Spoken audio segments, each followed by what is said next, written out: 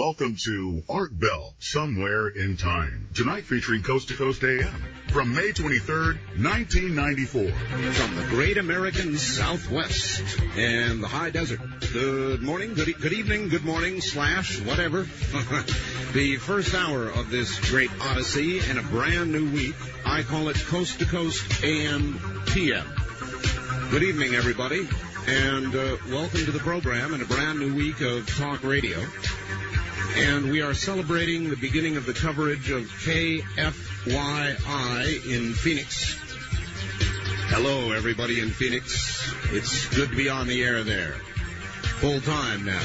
Good to be on KFYI. And we're going to celebrate that with about 2 hours of absolutely restricted toll-free access from Phoenix.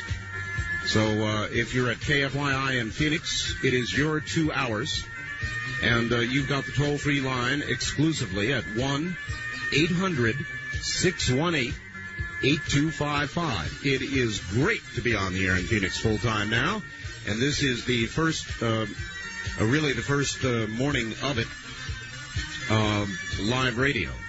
Big full moon out there above the desert, and it is beautiful in the great American Southwest.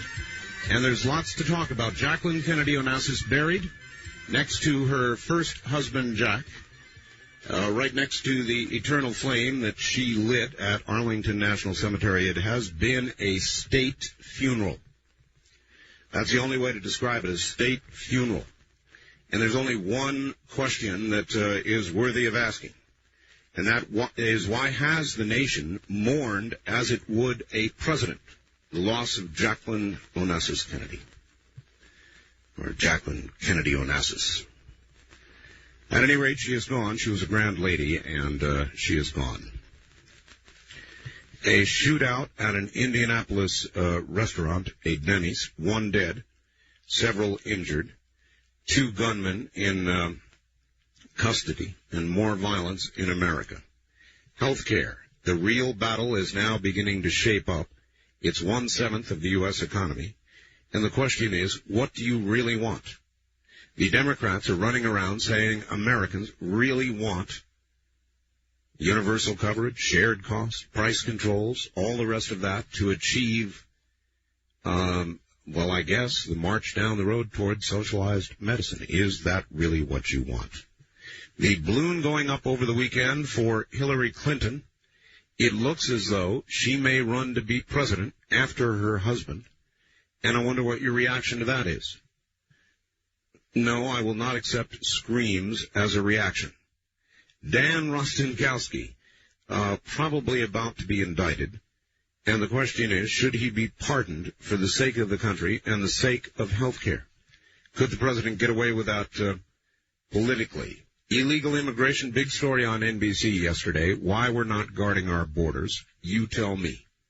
On our toll-free line, you're on the air. Good morning. Where are you calling from, please? Yes, good morning, Art. I'm calling from Phoenix, Arizona, KFYI. Yes, sir. The grand celebration continues. Glad to have you on KFYI. It's good to hear you. Good to hear. I wanted to address the issue, Art, of not controlling our borders. Yes, sir. One of the measures of our sovereignty, actually for any country, is the ability to control its borders. And if we can send thousands of troops over to Kuwait and to Somalia, it's pretty obvious that we do have the ability to protect our own borders. It is true. We protect the border of Kuwait more zealously than we do our own. And in any event, I think what's happening is that the government is trying to create a problem with immigration, and this relates to what is known as the Hegelian principle, where the government creates a problem and then stirs up anxiety amongst the people, and then the government steps in and offers a solution. Well, it's working. The only part I haven't seen yet is the solution. Well, the government is going to come in. They had a program on KFI a couple weeks ago about this, whereby President Clinton has 2 executive orders that are waiting to be signed, whereby the post office would issue national ID cards to everyone in the country. And so basically, by creating this problem of not being able to control the immigration coming over our borders, we identify the people who are not residents of the U.S. because they don't have this national ID card, and this offers a means for the government to usher in greater people control. Let me try this one out on you. Over the weekend, 60 Minutes did a piece on England. Did you happen to catch that? No, I didn't. All right. Well, it's about the English, and they're fed up with the amount of immigration to England, and there is now a movement there, the BNP party, to actually throw out everybody who is not an English citizen. I mean, actually deport them, send them back home. Uh-huh. Would you support a movement like that here? Well, there's, benefits and risks with anything. It's a double-edged sword with any kind of technology, and I think that's what we'll be facing with issuing a national ID card, is that there would be the benefit of... Well, I already got that, sir. I'm asking you my question. Answer that. Would you support throwing anybody who is not a citizen out? I would support that in the sense that we are subsidizing a lot of people who are getting benefits that other people are bearing the burden of that. All right. The only way to accomplish that, then, coming back to your topic, is deciding who is and who is not a citizen. You'd have to do that with an ID. That's true, but the problem that I see with that, Art, is basically this would be the equivalent of taking on, in biblical terms, the mark of the beast. And there's a lot of people, Christians and American patriots, who may not want to go along with that. So, well, which is it the Christians and the patriots want most? Do they want America for Americans, as the British say, British or England for the English, or do they fear the ID card more? I think that they fear the ID card more. I know that's the way that I feel personally. I would opt for the freedom rather than the people control. In terms of the New World Order. All right. Well, that's clear. Let's see what others have to say. Thank you. What about it, everybody? Would you support a movement that would toss out everybody who is not a citizen? Is that a good idea? Is that what's going to begin happening worldwide? Would you accept an ID card so we could decide who is and who is not a citizen? Or would that be it? The mark of the beast. Every card issued. 666. Yeah, I'll take mine.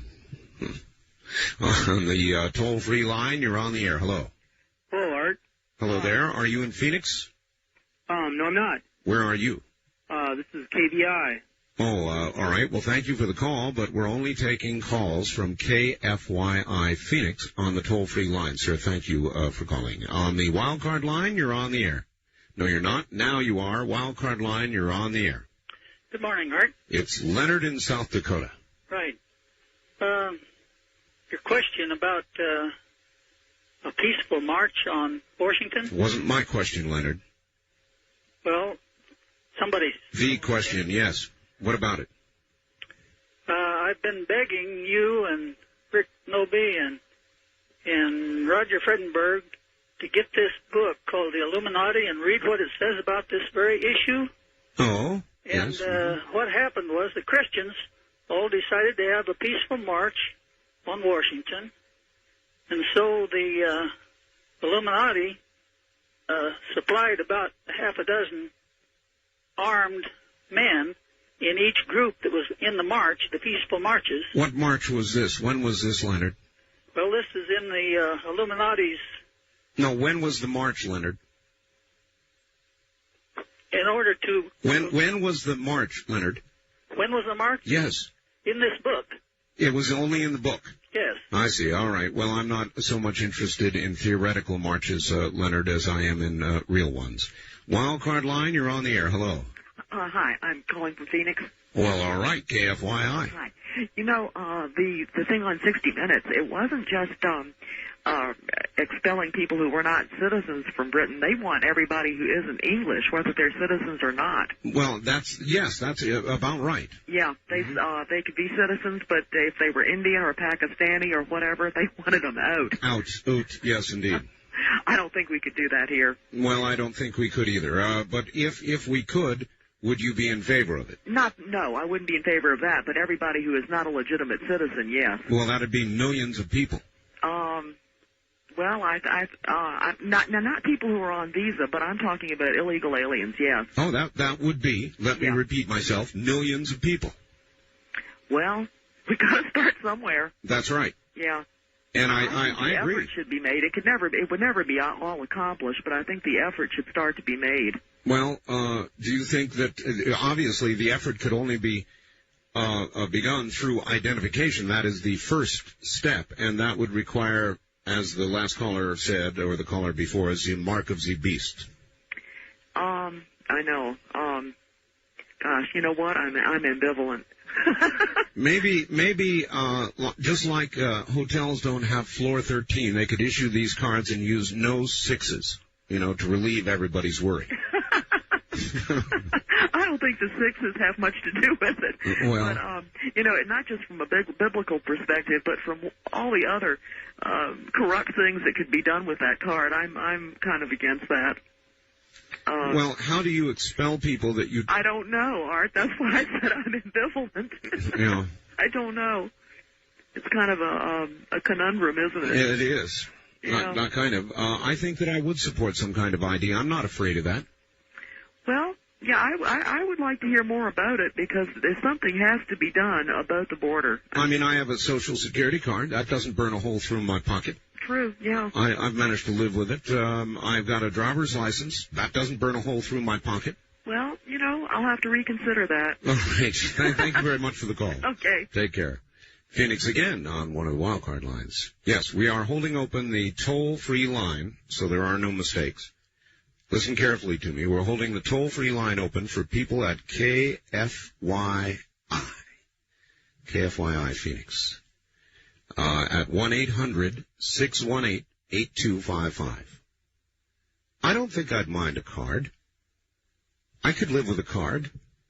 I don't think it would be the end of the world if I were identified in some manner as a citizen of the United States. And why can't they make it legal to ask? What complete idiot passed a law saying you can't even ask somebody whether they are a citizen? Even the police in California, if you're stopped for some reason, cannot ask you if you're a citizen. It's illegal. That's lunacy. On the toll-free line, you're on the air. Hello. Good grief. Hillary as president. My God, man, you know how to give a woman a nightmare this time of night. Listen, what time do you go off the air? Well, I don't know. Where are you? Phoenix. We go off the air at 4. I don't know that for sure. I think 4 o'clock. Yeah, 5 hours. Hey, that's good. The Beer Baron did something good for once. We lost 2 really okay talk show hosts just because, well, this is my own hit. I don't believe in coincidence.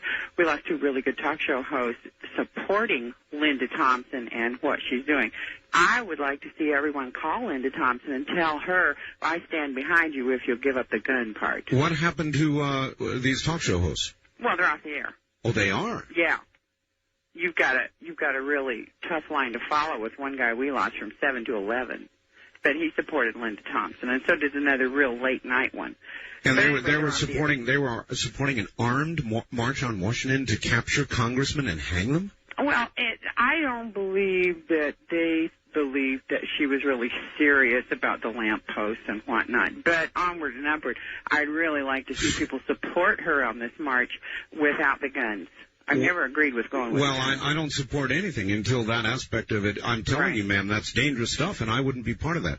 I know it. That's what I told Linda, and from the moment she said it, and I still say it, it's damn dangerous, and I'm not for it. And you can, look, there's lots of ways to lose a country, and that's a really good one right there. Well, I called. I couldn't get a hold of her, but I left a message that I would stand behind her 100% if she would get off of the gun business, because there'll be every wacko in the country over there. Now, Jack and Jackie and the overkill on Jackie, those 2 represented the Cinderella and the Prince Charming myth back in those days. They were the I.E. Ken and Barbie and the dating game couple type of thing. They had the youth, the wealth, and the beauty, whereas with the Nixons, they were, late middle age, they were married, they were business as usual, they were kind of mundane, and they were old-fashioned and low-key. And the media has always blown out of proportion youth, wealth, and beauty, and I think she always just held a kind of a wannabe with the women of America, and I think that's why she was overplayed. And besides, they were liberal, and don't forget in the 60s, that was a big movement in this country. Well, liberal. Jack Kennedy actually was not, if you really look back at what he did, that liberal. By today's standards, he's darn near a conservative. Moderate. Moderate at least, yeah. Right, yeah, but in those days, if you took a look at the Nixons, they were the Kennedys were liberal in comparison. Look, there are opposite situations. President Nixon left office before he was impeached. Jack Kennedy was martyred. Right. Those are big differences. Right. All right, thank you very much for the call. Big differences. But even given that, I am surprised and continue to be surprised at the level of grief everywhere over Jacqueline Kennedy. It was nothing short of a full state funeral, one that you would have for a president of the United States. I mean, there's no question about it. A lot of the networks, CNN has been damn near in full-time coverage. It has been an amazing spectacle.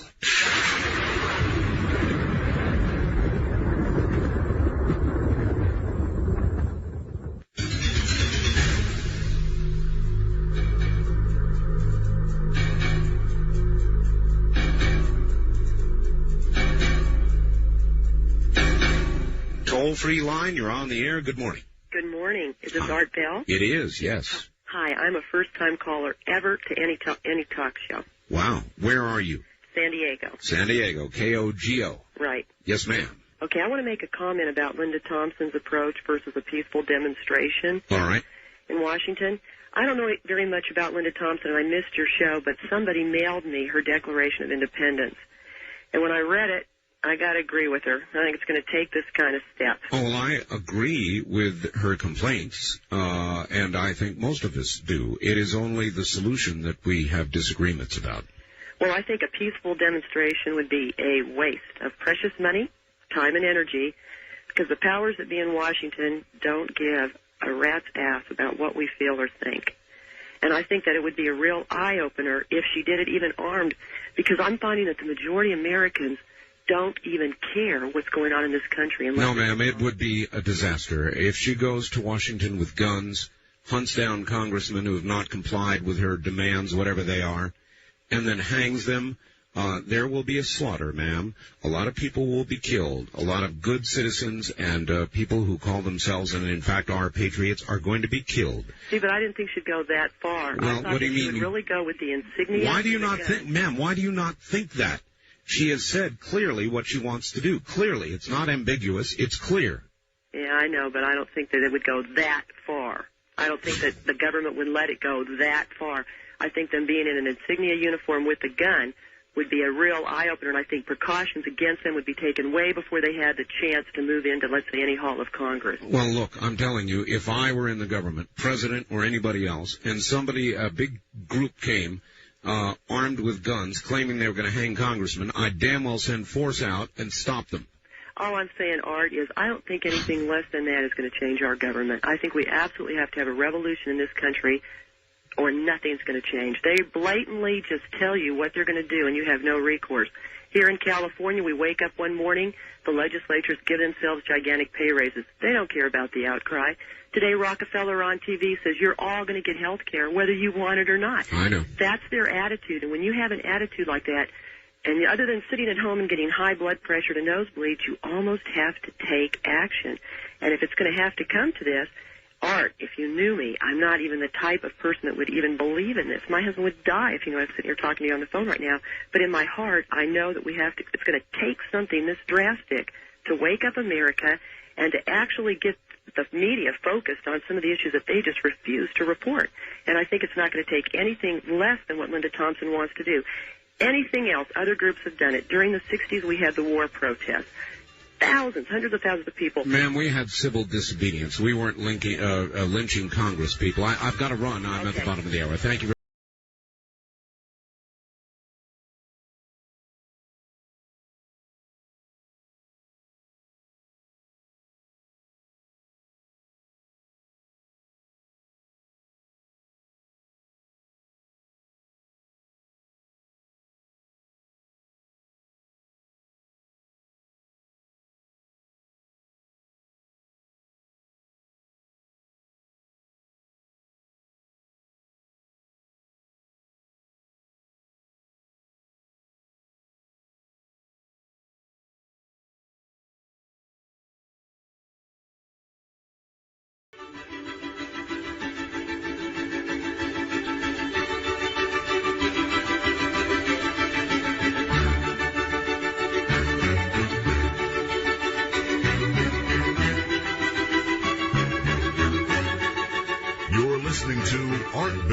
somewhere in time. Tonight featuring Coast to Coast AM from the 23rd of May, 1994. For the next 30 minutes, we continue to hold that toll-free line open for Phoenix only. Repeat, Phoenix only at 1-800-618-8255, celebrating KFYI. Picking up they're carrying the entire show. All right, here's a fax I just received. Should be of some interest. It's kind of crazy. This is what I call a full moon fax. Art, I have answers for you. We all know you have an inquiring mind with a load of unanswered questions. I sympathize with your dilemma. Unanswered questions are a hobby of mine. Try this on for all your answers. The USA is the last superpower left on Earth. When the comet hits Jupiter, we will have all of our space observation hardware looking at Jupiter. It is a complicated plot to divert all our resources to monitor one direction, Jupiter. Jupiter is our biggest planet. Why not our biggest diversion? They are coming. It is a plot by the infamous they, the invaders from the planet Moron. Advanced units been here since the late 40s. Their mission? To confuse us. If you look back at history, there is always one nagging question. What the hell was that all about?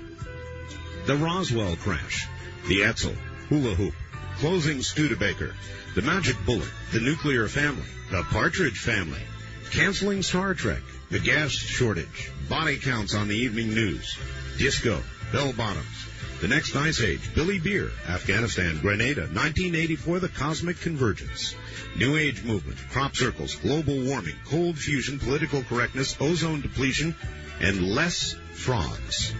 But the answer is less frogs, you see. Frogs, the natural enemy of they.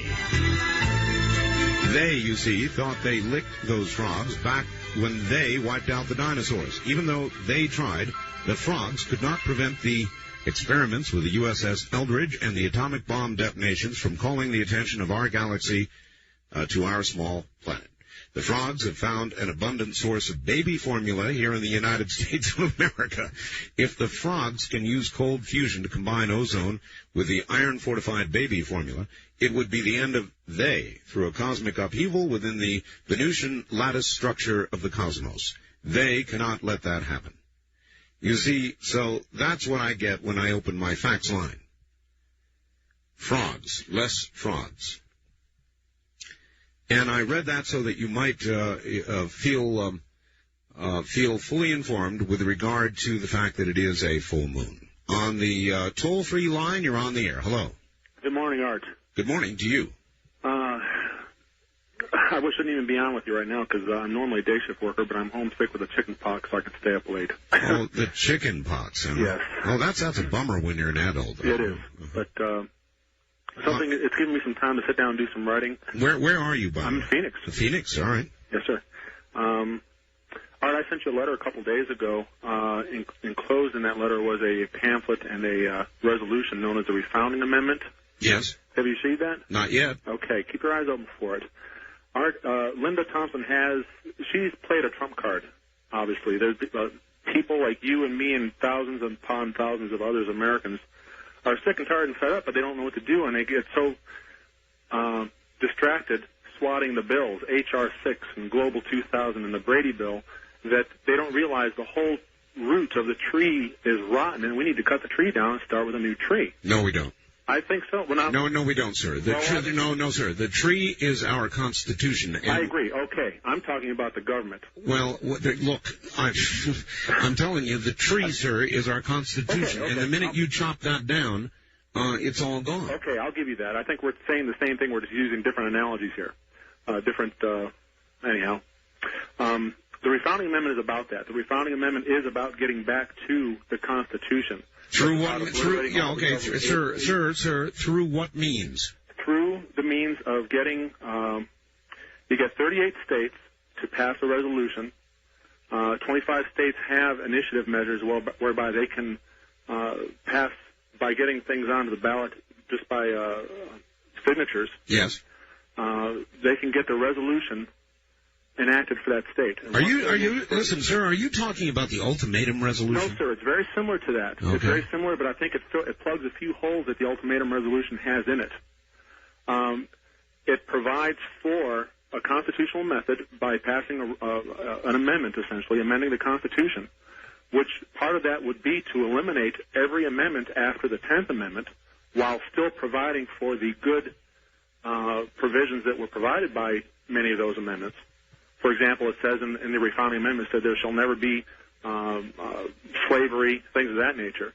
But it still gets rid of a lot of the underhanded things that have been passed in the name of these more recent amendments to the Constitution. And it would essentially dissolve the federal government, but it would provide a method for reinstituting the federal government immediately, and it would eliminate all of the extraneous agencies such as the FEMA and the EPA and the BATF and the IRS and et cetera, et cetera. I think if you sit down and read it, when you'll get it, you'll see it. It's a blueprint. All right, well, I'd be glad to read it. I hope you do, and I hope that you get the word out, because otherwise, what Linda Thompson has done is she's provided a lot of people with ears open looking for a solution. Yeah, well, it's a bad solution. It's either stupid or dangerous, or both. I agree with you. Thank you very much for the call. So that's my feeling on it. If Linda Thompson were here, I'd tell her myself, and I did when she was here. Stupid or dangerous, I'm not sure which. Both maybe. If it's carried through, it's dangerous. Announcing it ahead of time is stupid. Except that it has promoted a very large controversy, of course. Postal workers, let me see. Postal Service, IRS developing national identity cards. Clinton may give okay. The Clinton administration is working on, this is a fax I just got, on creating an identification card that every American will need to interact with any federal government agency. The card initiative came into the forefront at last month's Card Tech Secure Tech Conference in Crystal City, Virginia, as federal agencies, including the U.S. Postal Service and the Internal Revenue Service, began detailing their various proposals. At the gathering, where security experts convened to discuss business and government applications for Smart Card and PCM-CIA memory card technologies, the Postal Service presented a proposal for a general-purpose U.S. Services Smart Card, which individuals and companies would use to authenticate their identities when sending and receiving email, transferring funds, and interacting with various government agencies. Now, there it is, the mark of the beastie, everybody. The Postal Service is considering acting as a distribution point or agency for this hotsy-totsy new card they're talking about. Good idea or bad idea? Will you take yours humbly, or will you loudly proclaim, I live free or die, and tell them what to do with their card? On the toll-free line, you're on the air. Good morning. Yeah, I would like to say... Where are you calling from, sir? This is Eddie in Woodland Hills, California. Okay, Eddie, thanks for the call, but we're holding that line open for Phoenix. On our first-time caller line, you're on the air. Hello. Hello there? No, you're not. On the wild card line, you're on the air. Good morning. Good morning, Art. It's Denise in Wichita. Hi, Denise. How's everything in Kansas this morning? Hi. Well, fine, except I've gotten information that the knock and talk, the warrantless searches have started in Wichita. Oh? So I don't quite know how to read that, except that I think it's kind of unconstitutional. But, Art, I wanted to talk to you about Linda. Well, actually, it isn't. I mean, they can knock and talk. That is not illegal. I can come to your door. Right. And you say, and you open your door, and I start talking to you. That is legal.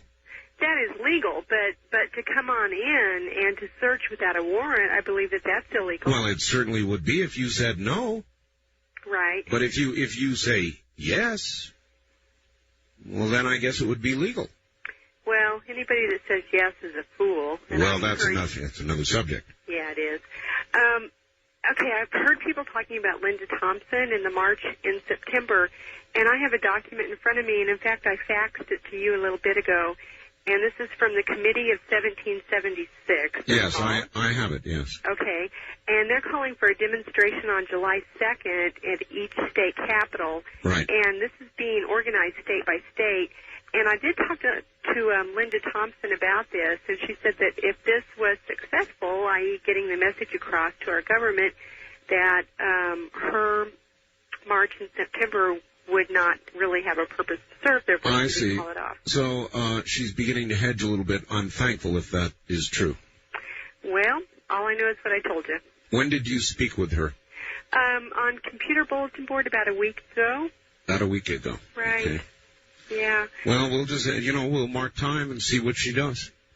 Yeah, we will, but, I mean, at what point are we going to decide that this is wise action? I mean, at some point, we have to take a stand, and our founding fathers have given us the legacy, and they called it a duty that we do uphold the Constitution and that we do overcome tyranny.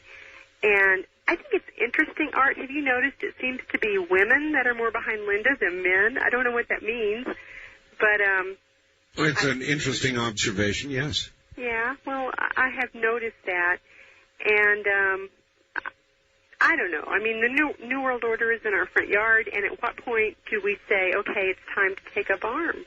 Well, I don't know, but I know this: if I were the president, or I were the FBI, or I was in control in any way in Washington, and I knew a bunch of people were coming with guns to begin hanging congresspeople, I would stop them with force. Probably so. I'm sure that they will try. In fact, I've heard that there's 150 National Guards that are training just for September, so it will be interesting if it happens.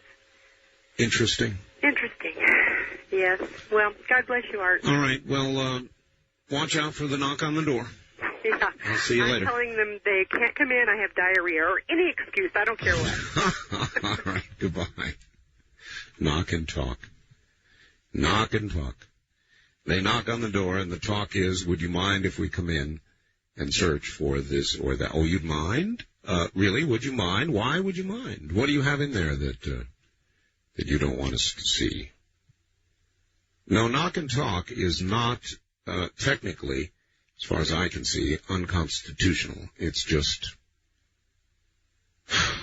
kind of uncivilized. But we live in a very uncivilized time, don't we?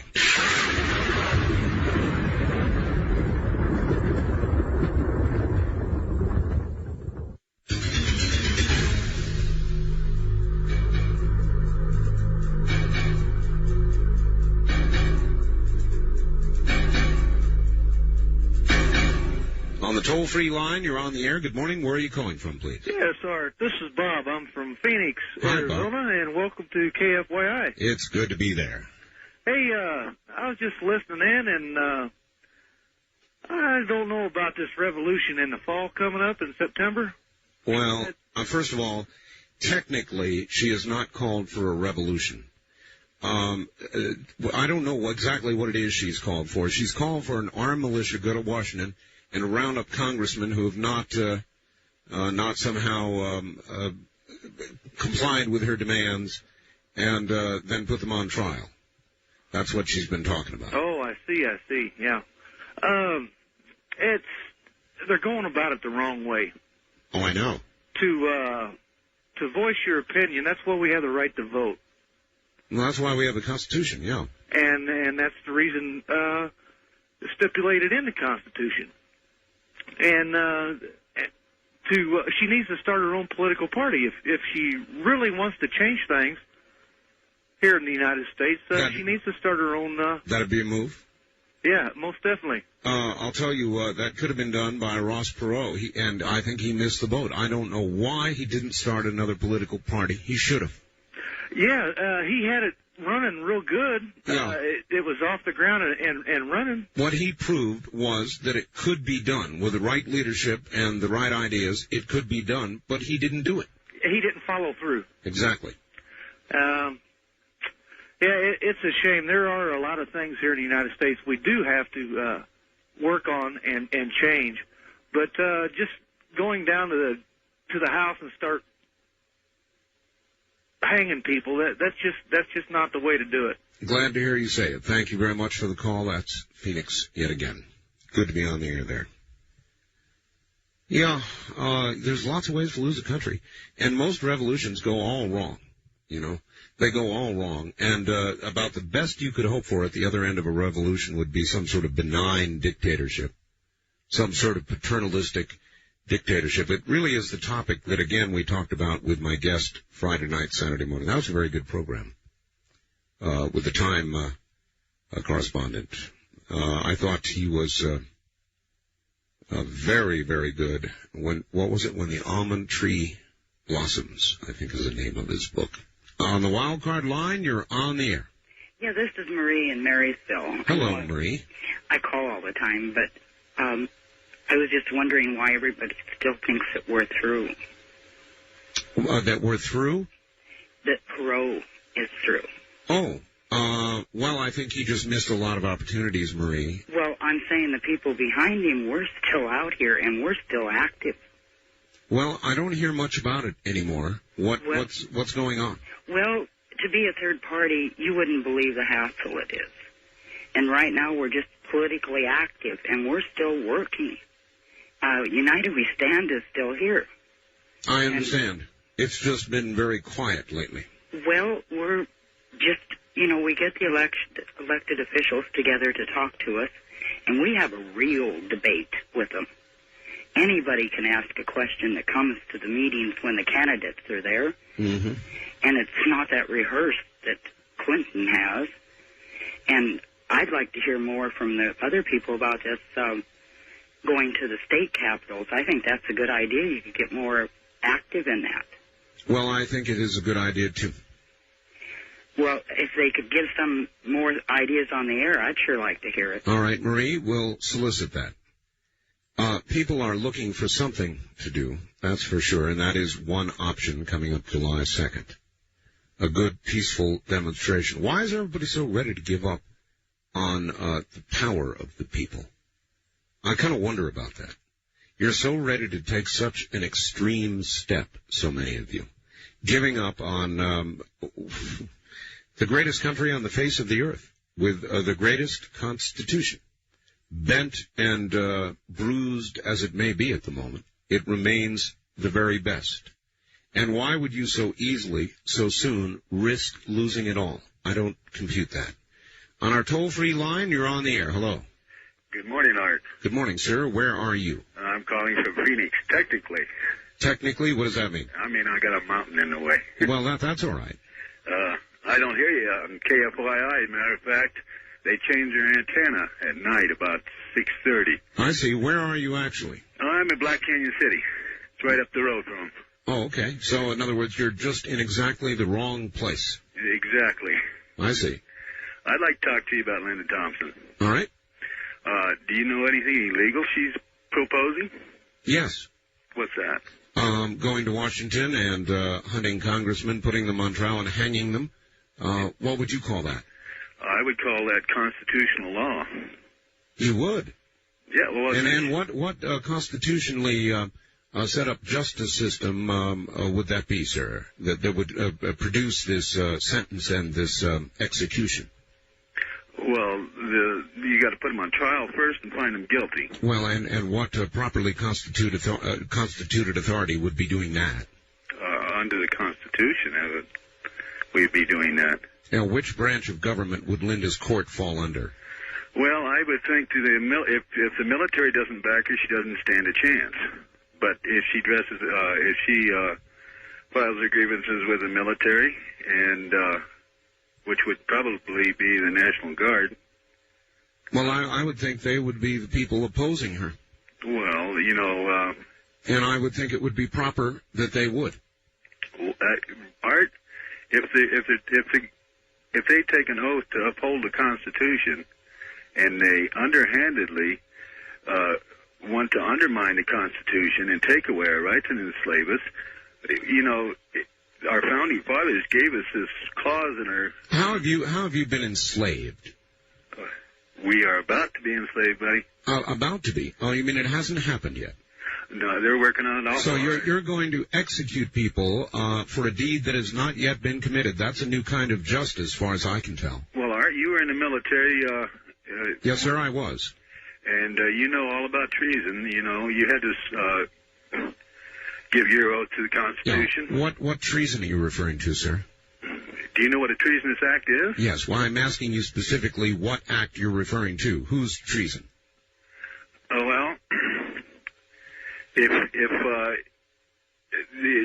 going to get into something here, and you're not going to like it. Everybody talks about the Illuminati, the One World Order, and everything. Well, what I'm not going to do is have time for it. I've got a newscast coming up, so I've got to cut you off. I'm going to allow you to call back later if you can get through again, all right? All right. All right, thanks for the call. Boy. It is a full moon, it is an extreme night, and this is Coast to Coast AM. The trip back in time continues with Art Bell hosting Coast to Coast AM. More Somewhere in Time coming up.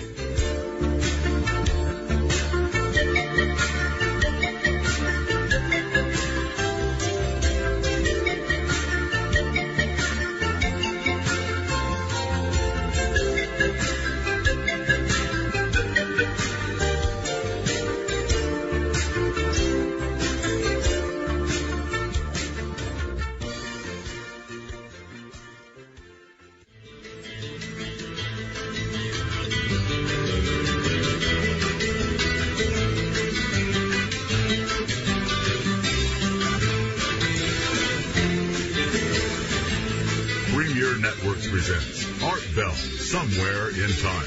Tonight featuring Coast to Coast AM from May 23rd, 1994. Under the influence of a great big full moon up there. Believe me, under that influence. Talking of many things this morning, still somehow talking about when the almond tree blossoms. Apparently in September, huh? And we're talking about all kinds of other things. Here's another fact to prove the full moon theory. Dear Art, the last fact was in error. Our planet is about to be destroyed by the Vulcans in order to make way for an intergalactic highway. The universe is controlled by fifth-dimensional beings whose appearance in this dimension is in the form of a white mouse. Scientists think they are controlling the experiments, but are they really being controlled by these white mice? Art, there's only one rule in the universe, and that is to bring your own towel. Remember the first two words of The Hitchhiker's Guide to the Galaxy, don't panic. Sincerely, Mike, Sioux Falls, South Dakota, where the full moon obviously also reigns. Lots and lots of faxes to deal with, and I'll do them as they can. We're talking about a national ID card. Art, my wife is a Mexican national, legally in this country. My problem with the SOS program is my wife will be stopped all the time. Her papers, please. She will have to wear a badge to say she's okay. My son is bilingual and prefers to speak Spanish. He'll be stopped also for his papers. He is an American. Sorry about the spelling. It's not my big suit. No problem. That's Larry in Baldwin Park, California. So, what do you guys think? U.S. Postal Service issuing a ID card for all Americans, good idea or foul? It appears to be underway. And lots of other topics on the toll-free line. You're on the air. Good morning. Good morning, Art. Yes, sir. Phoenix calling. I got through to you. Where are you? I'm in Phoenix. Phoenix, KFYI, yes. Yes, good morning. I've been listening to you for years. I think this is a good move. Got you on longer. I think it's great. Yeah, I'm glad. Oh, I'm ashamed to say my name is Charlie. Well, don't be ashamed of your name. Don't let him ruin. The liberals do that to words. They ruin entire words, and now they're ruining names. The one thing I'm not ashamed of is I don't agree with anything he stands for. I have a friend who's actually going to take vacation to go with Linda Thompson. That scares me. Well, the whole thing scares me.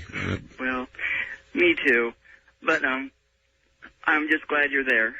And I will continue listening to you, and I appreciate you. Good to know you're there. Thank you. All right. A lot of people in Phoenix obviously have discovered the fact that we are here. Hello there on the wild card line. You're on the air. Art Bell? Yes. Hi, what time is it there? What time is it here? It's 10 after 1 in the morning on the West Coast. Okay, I'm listening to you on like 3 different channels, and it's delayed. I'm really surprised I got in. Where are you? I'm in Santa Barbara listening to you at KQSB and also Kogo out of San Diego. All right, very good. A couple others, but anyway, Linda Thompson, geez, that's really spooky. If she wants to tear the whole thing down, our forefathers gave us a means with the Well, you know what it means? It means the great experiment is over and it's a failure. That's what it means. No, if we can't change things peaceably, if we've got to pick up a gun, then it has all failed, and America is a failure. But didn't the Continental Congress, isn't that our right to call a Continental Congress and do it peacefully? But it's the same thing. We're tearing it all down and starting over. And who are we going to put in charge of starting over? No way. It's spooky. Let's just leave it the way it is, or change it somehow, but not take up arms. You want Linda Thompson in charge? No, I don't want Linda Thompson in charge. She's too radical. We've got to sit down and try to, deal with our problems with a calm mind, calm, sensible mind, instead of jumping in with arms. It's ridiculous. That's my view. Well, thanks, Art. Thank you, sir. Have a good morning. KQSB, that is, in Santa Barbara, and apparently others. We're also talking about Haiti. We're getting ready, I suppose, to invade Haiti. It'll happen one morning. MFN for China, the big question, the big problem for the president. The tobacco companies on secondhand smoke, that's an important issue. You know what they're saying? They're saying the whole secondhand smoke thing is a bunch of crapola. And I tend to believe that it is, too. They say that if you smoke and your spouse lives with you, she gets the equivalent of 1 to 1.5 cigarettes per month. And to put that in perspective, as I said in my open, if you live in L.A., you get 1 to 2 packs per day, just breathing the air there. Of course, secondhand smoke is the only way they can leverage laws into place against smoking. Dan Rostenkowski, about to be indicted in all likelihood. Whether he'll get a break, something like a pardon. I had a lot of people calling last week saying, oh, he ought to be pardoned. For the sake of the country and health care, he ought to be pardoned, no matter what he's done. Hillary Clinton, a big balloon going up over the weekend. Hillary Clinton talking about running to succeed her husband.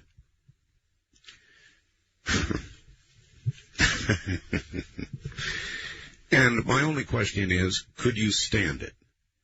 Health care. Big debate ensuing and getting underway on Capitol Hill.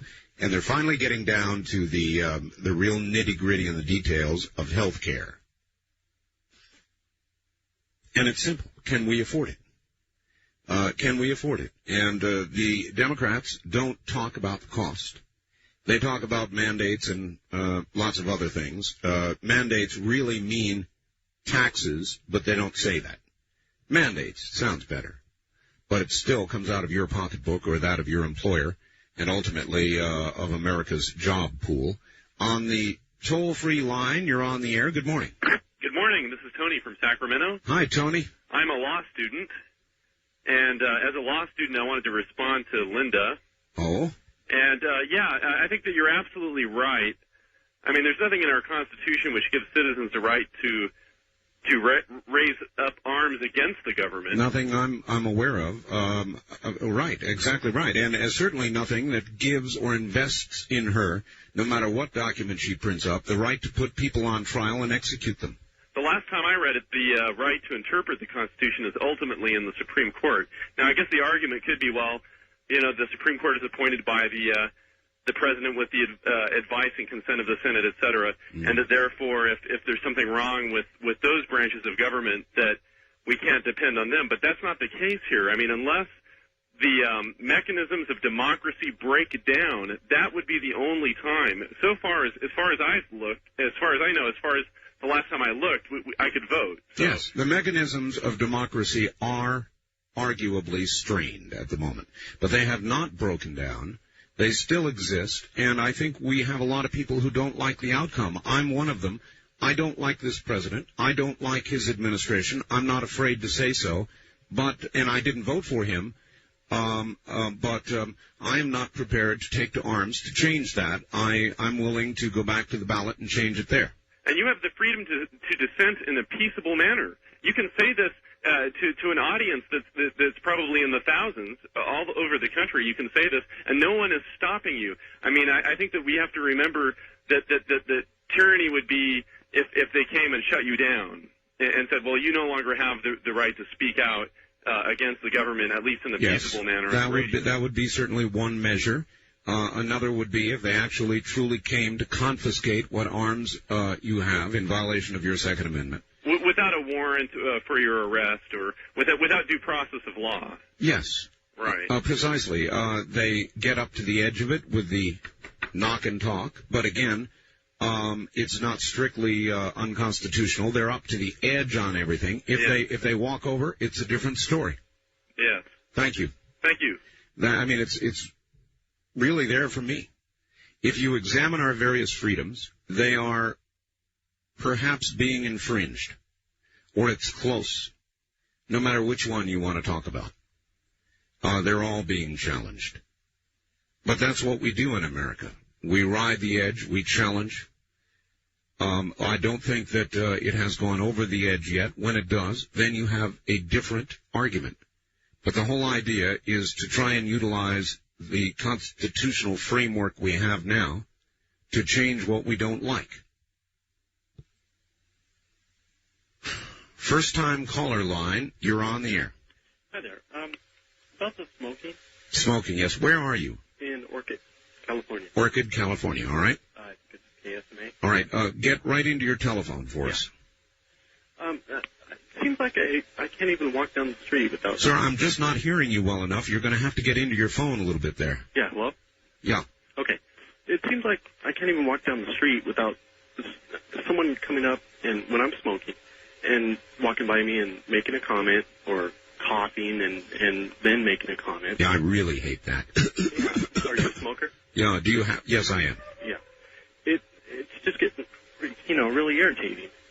And I'd like to have someone look into who's funding all these tests saying that secondhand smoke is so harmful. Well, it's the EPA. It's our government. Well, do the big chemical companies have anything to do with it?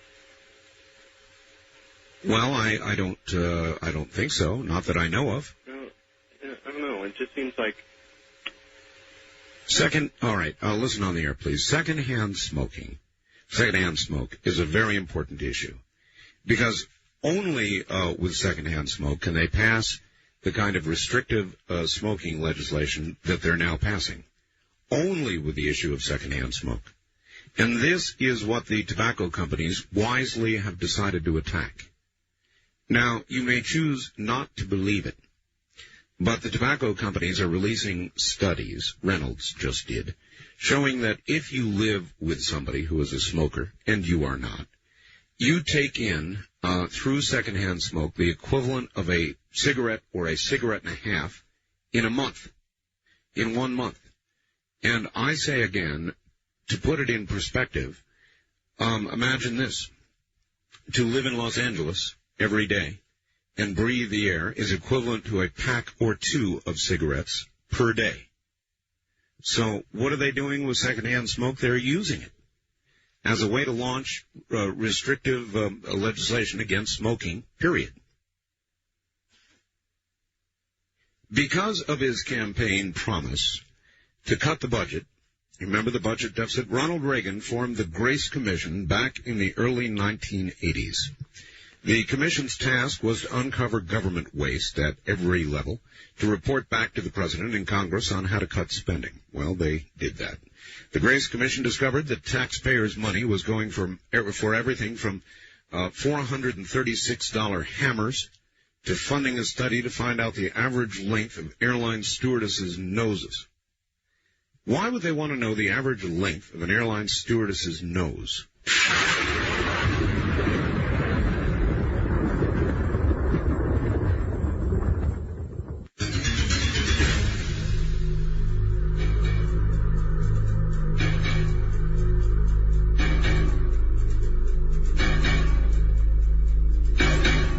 On the toll-free line, you're on the air.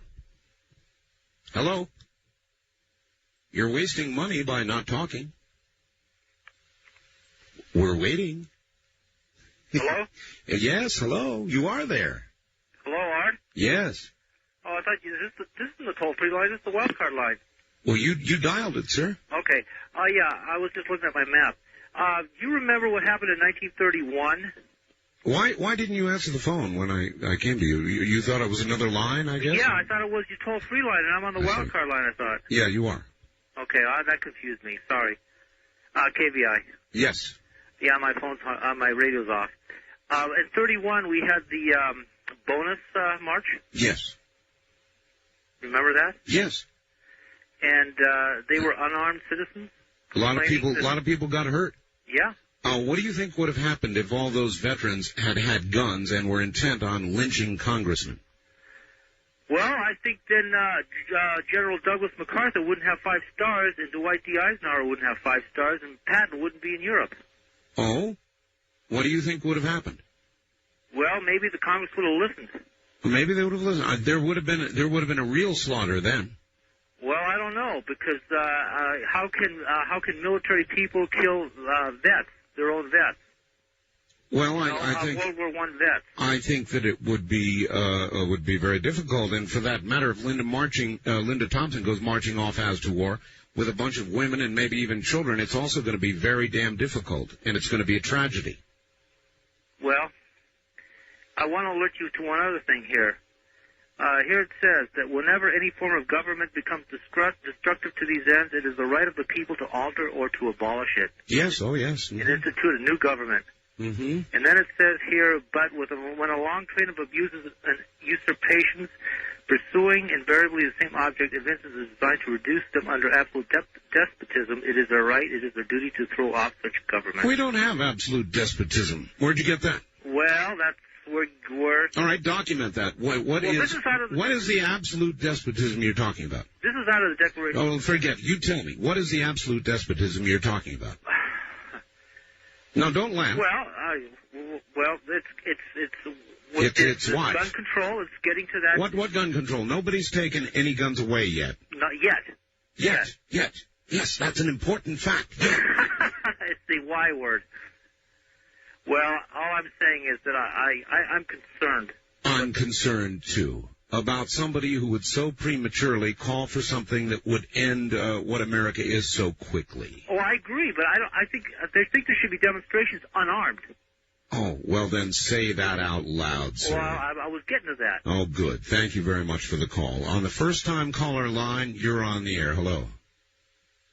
Hello there? Hello. Yes, hello. Is this Art Bell? Yes, it is. Hi, this is Camille, and I'm calling from Bozeman, Montana. Bozeman, Montana. Welcome to the program. Hi, thank you. I'm really concerned about that Linda Thompson thing also.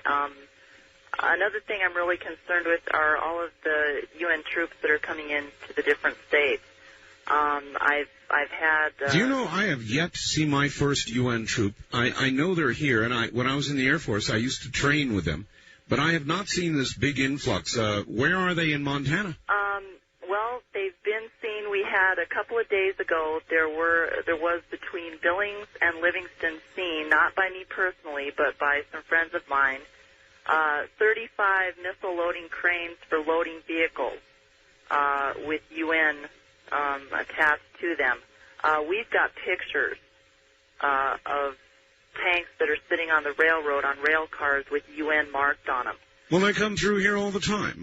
Yeah. U.S. Army, usually, or... Well, these have got UN right on them. UN on them, huh? And where do you think these tanks are going? Well, we're not sure. They say that they're going up the road.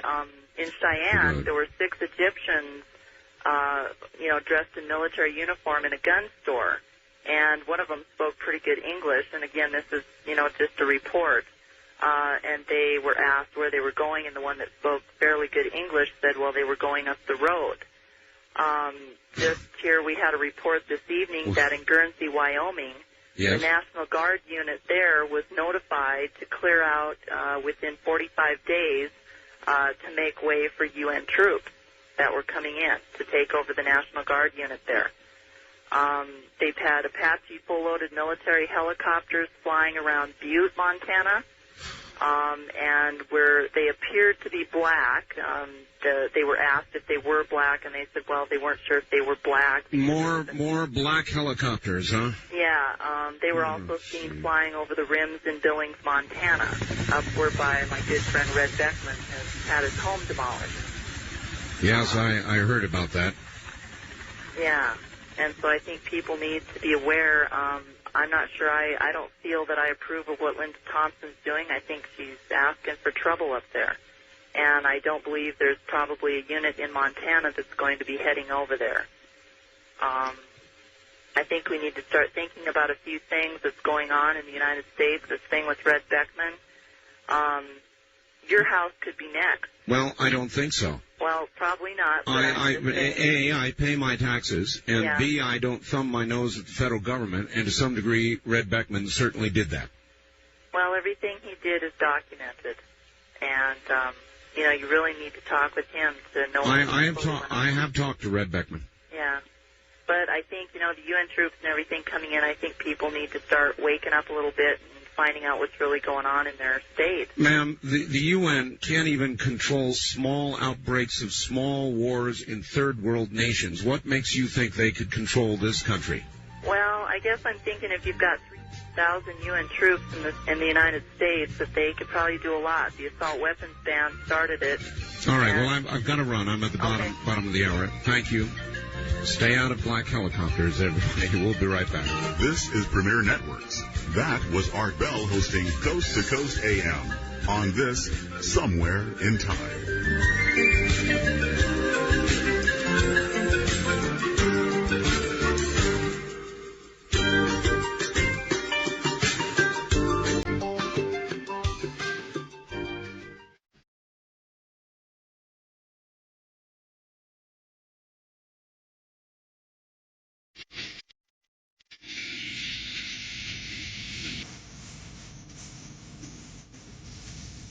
Now, we take you back to the past on Art Bell Somewhere in Time. Hi, everybody. Good morning. On the air in Phoenix now, full-time on KFYI.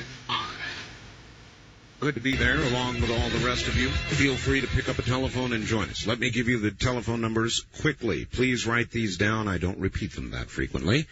Our first-time caller line for anybody who's never called is area code 702-727-1222. Please, by the way, dial carefully, lest you wake people up in my small desert community. Area code 702-727-1222. The wildcard direct dial lines, area code 702-727-1295. 702-727-1295. And finally, toll free. The number is 1-800-618-8255. 1-800-618-8255. Those be the numbers. On the wildcard line, you're on the air. Good morning. Hi, Art. KOH up here in Reno. Yes, sir. The mighty KOH on 780. Yes, it is. Clinton has got us in an absolute disaster in Haiti. He embargoed Haiti, totally destroyed their economy. Well, almost destroyed it. Well, it was pretty bad to begin with. And That's now, true. The more you embargo it, the worse it gets for the people. They can't defend themselves, so they leave the island or commit more crimes. As they commit more crime, the military cracks down even worse on them, and then it causes more people to leave the country. That's right. Now he's talking about embargo in the Dominican Republic. That's right. I have never seen such a disaster in my life for the United States because they're exporting third world under-resourced or smuggle them out of the country. If this crap comes on this way, let me tell you, the French or the Belgians out of Liège will ship them all the arms they want. Oh, of course. Of course they will. And they can build anything they want in Brazil. No, of course. So, anyway, Clinton has got us in a jam.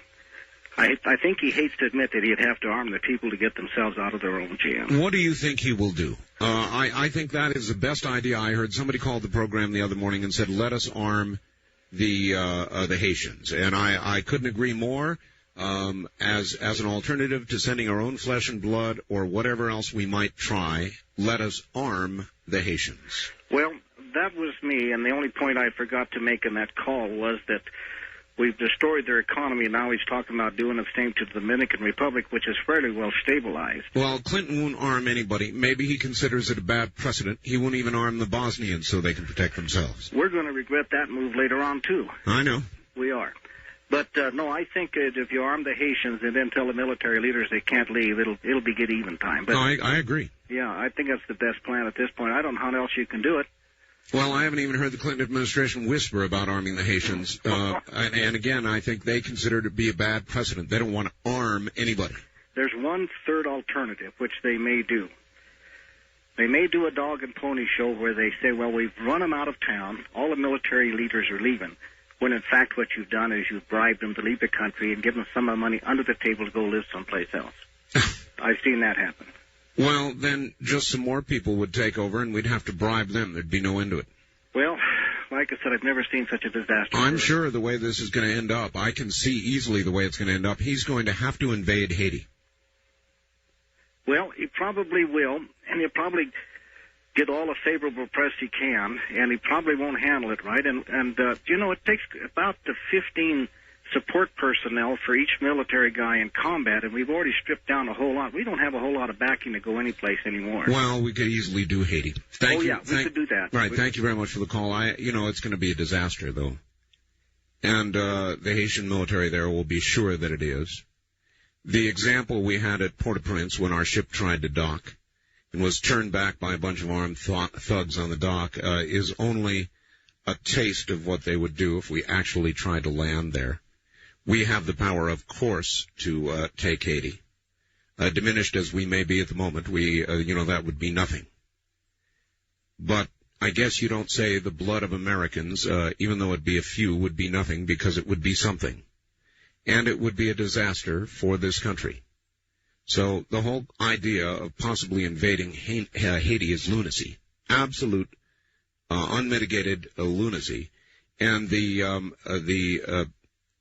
embargo that's being slammed on Haiti, and possibly now the Dominican Republic, is also lunacy. It is creating a condition that will force the invasion. People leaving Haiti en masse. And it's going to exacerbate the condition and force an invasion. What a mess. On the wild card line, you're on the air. Good morning. Yeah, Art. Yes. Earlier, I think I was reading the Declaration of Independence, remember? Mm-hmm. About the absolute government. And you said, what absolute government? No, I didn't say what absolute government. What did you say? I think he was reading some line that had to do with absolute tyranny or something. Right. And then if you read the rest of the Declaration of Independence, they actually itemize the absolute tyranny, and it applies today even more. For instance, you're talking about Red Beckman.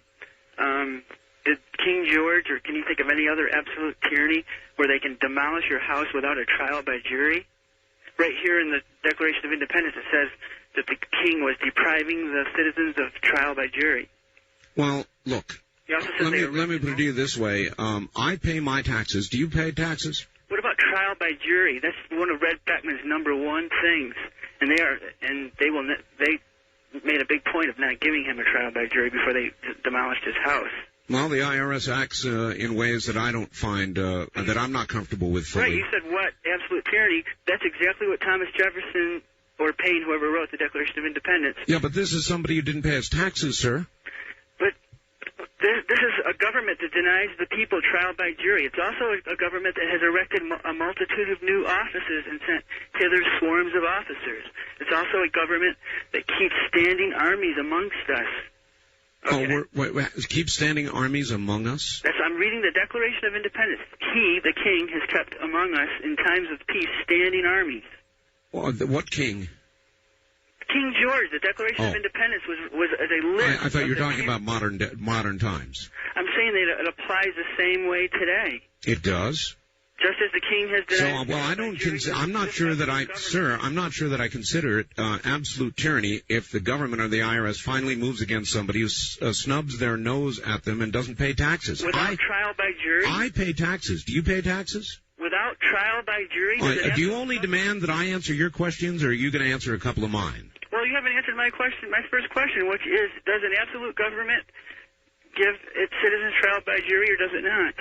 Well, you have a right to a trial by jury. And that's what the king didn't give the colonists, and that's why they abolished that government. All right, now, I'll try again. Do you pay taxes? Do I? Yes, sir, that's the question. No, they steal taxes from me. All right, well, goodbye. They steal taxes from me. Look, I'm not any happy. I pay taxes, and I bitch like hell every year. I don't like it either, but I pay my taxes. And there are people running around who say, oh, the 16th Amendment was never ratified. I'm not paying taxes. I don't have to pay taxes. Well, you drive on the roads. You utilize the highways and byways and all the services that are provided to you. That those tax dollars, albeit with all the waste, provide. And so you share in all of that, and yet you don't want to pay your part. Well, I think I might have a complaint about that. I'm certainly not in favor of the methods the IRS uses. A lot of them are high-handed, in my view at times, bordering on the unconstitutional. But those are used for the most part, not always, but for the most part, against people who snub their nose and say, I'm not paying. Well, eventually, they don't move quickly, but they move, and eventually they catch up with you.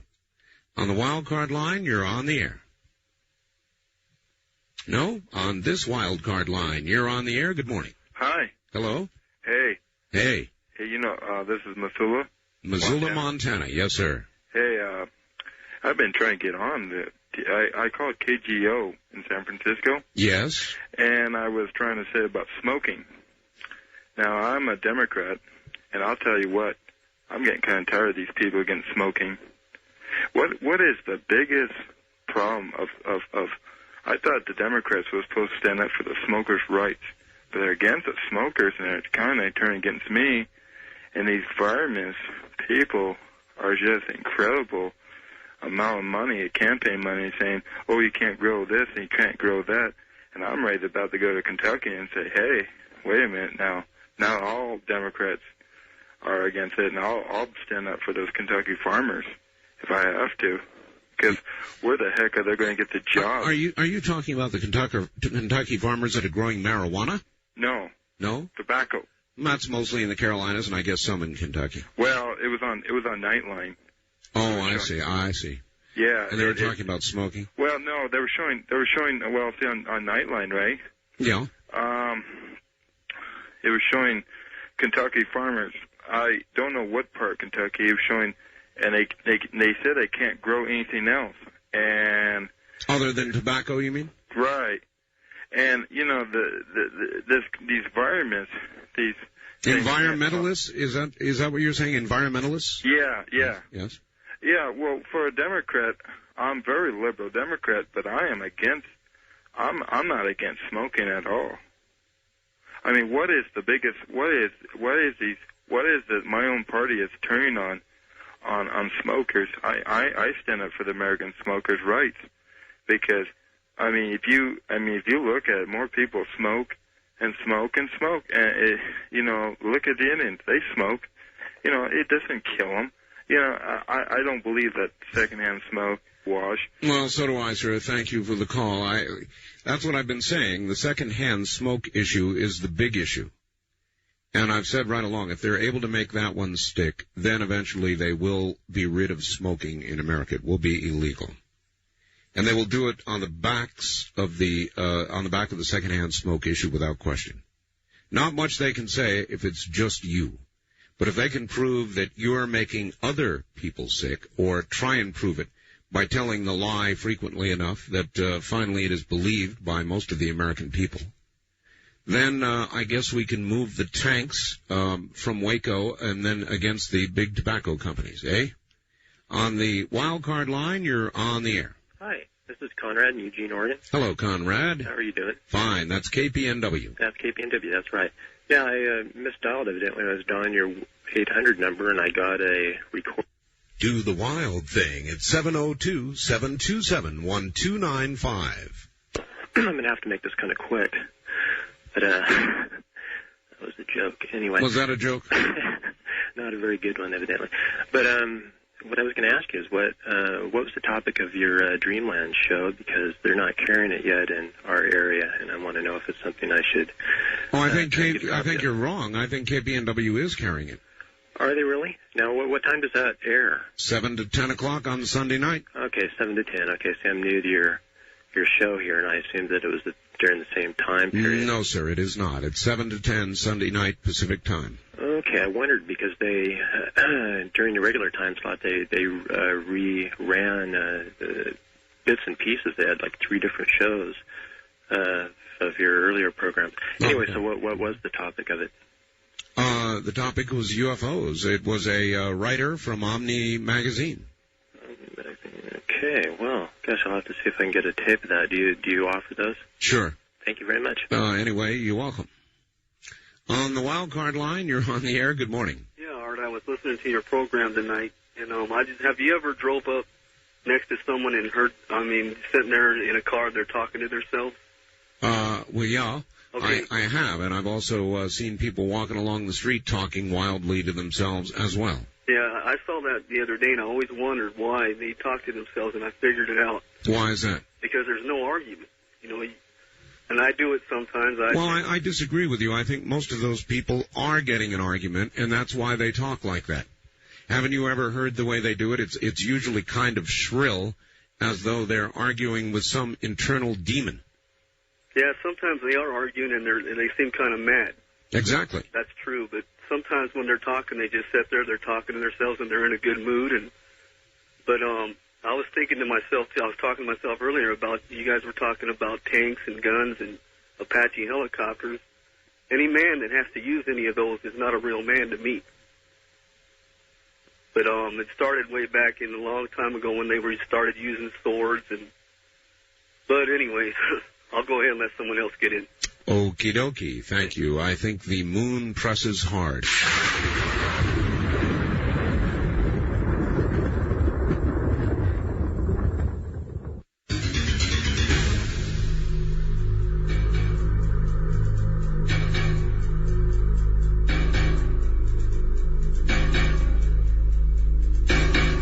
And on the first-time caller line, you're on the air. Hi, Art Bell. Hello.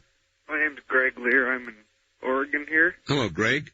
Yeah, I got something to say about that thing you were saying about the government spending all that money. Yes.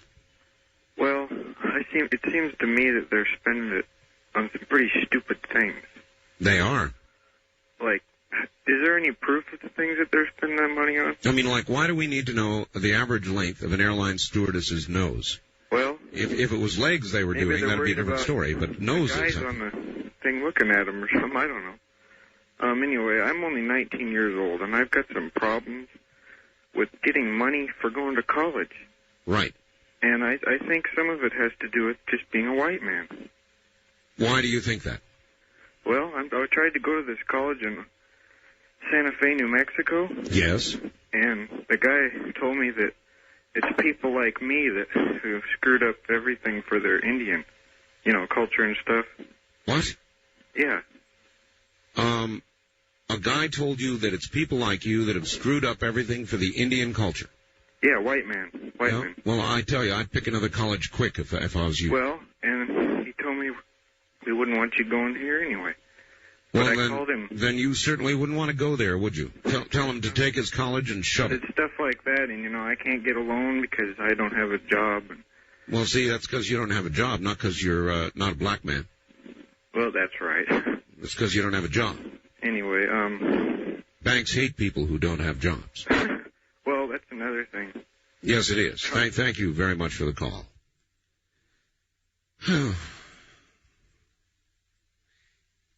Are the ocean tides coming in heavier this morning? Is there an unusual amount of pressure? Do you feel it building in you? Go out and look at the moon. Howl at the moon. It'll make you feel better. Go out and yell at the moon. Ooh, howl at the moon. This big one up there this morning. And it's pressing on people. Can you feel it? On the toll-free line, you're on the air. Good morning. Hello? Nope. On the wild card line, you're on the air. Hello. Hello, Art. Hello. It's Mike in San Diego. Hello, Mike. KOGO, San Diego. I picked up a little of Dreamland last night on, I have a Sangean 803A. Right. And I heard something about the Clementine. Yes. Being something gone wrong with it or something. That is correct. No, I can't believe it. I know, but it apparently is true. Something has gone wrong with Clementine, and it may not be able to continue its mission, or we really don't know what the status is. I'm going to get Richard Hoagland on. We'll find out what the deal is. Yeah, I haven't heard a word on any of the news or anything about that. That figures. Yeah, and can I ask you about an advertisement you had on Dreamland last night? Sure. For your shirts? Oh, yes. Do you know what they look like generally? Yeah, they're unbelievably beautiful. Those T-shirts have been created with a Tesla coil. It's absolutely amazing. They used a 1,000,000-volt Tesla coil, and it is the artwork of, I'm really glad you asked, Dave Archer, who's done Star Trek, The Next Generation, and the Star Trek movies, and now he's got these Dreamland T-shirts. Yeah, they sound great. Yeah, they are. Is there a picture on the Art Bell Dreamland one? There is, yes. Do you know what the picture is? Well, it's a. Are they just space scenes? Yeah, it is. It's space scenes, but I mean they're utterly beautiful. Okay, thanks, Art. You can't go wrong. I think you'll enjoy it. Oh, I'm definitely going to get me one. All right, take care. Yeah, those are really neat. I'm glad he asked. Might as well give the number, huh? We don't advertise those here. We advertise them on Dreamland, but they are available for a limited time only. And on the first-time caller line, you're on the air. Listen, two things I wanted to tell you real quick. The other day on public radio, they had a deal on crime, all right? Yeah. And what it amounted to is the fact that the greatest deterrent of crime is to arm the citizens with handguns, okay? Okay, where are you, in a tunnel or something? Blew me away that they would even... Hey, Bob. Hey, Bob. Bob. Yeah. Where are you? I'm on a cellular phone. Oh, it's hard to hear you over all the noise, Bob. Okay. Well, okay, I'll call you back all right, time. Good. You do that. Thank you. The trip back in time continues with Art Bell hosting Coast to Coast AM. More Somewhere in Time coming up.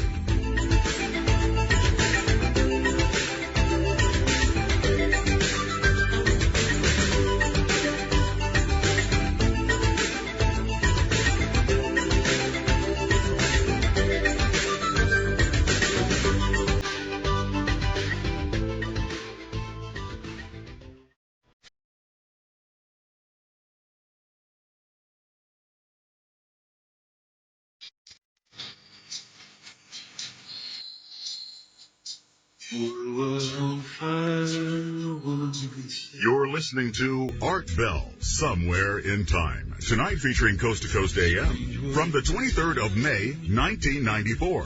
The moon pressuring you, Pookie. Well, lunar pressure, is it? Well, that's what we're here for. We're a big escape valve in the night. Here's a fact, Mr. Bell, about the illegal immigrants. I believe we can all agree that if the influx of immigrants across the Mexican border continues, eventually the situation in Mexico will be transposed into the United States. At this point, the immigration will stop, since the streets in the U.S. will no longer be paved of gold. Americans are very generous people, but will be of no use to the immigrants after we destroy our own backyard. As for these fuzzy wuzzies who approve of the illegal immigrant influx, I suggest they go to Mexico and solve the problem at its source. Art, I believe you're correct in preventing the influx at the border and also delete some of the stupid laws from our books. But what happened to the NAFTA agreement? Was it not sold to us as a solution to this problem? I believe it's time for Mickey Cantor and his crew to get off their duffs and file a complaint with Mexico. Joe at KCMO in Kansas City. Okay, Joe. Well, I don't think if NAFTA is going to eventually equalize the situation, I don't think anybody represented that it would occur quickly or certainly right away. And it's going to take many years, if at all, ever. On the toll-free line, you're on the air. Hello. Hello, Mr. Bell. This is Jeremiah in Colorado. Yes, Jeremiah. What's on your mind? Well, I'd like to clarify something about you evolutionists, because you prove a point. Here we go again. Don't you ever want to talk about anything else, Jeremiah? Well, actually, I'm not like Charlie. See, I'm not a jack of all trades and master of nothing. So I don't feel free to talk on all subjects. Well, I mean, but any other one at all other than this one? Nope, absolutely none. Although I like computers. All right. Well, what is it tonight? Well, see, some people might have interpreted it that I was drilling Charlie. You know, like drilling him? Yeah. Actually, most people rather thought it was just a shouting match without much consequence, Jeremiah. Well, because the person on the other end was totally, he had no basis for his beliefs. Jeremiah, both of you really had no apparent basis, and all you did was ask each other, challenge each other to explain this, explain that, and nobody explained anything. I could explain things if I was given a chance to. He would never give me a chance to explain anything. Well, he probably would say the same about you.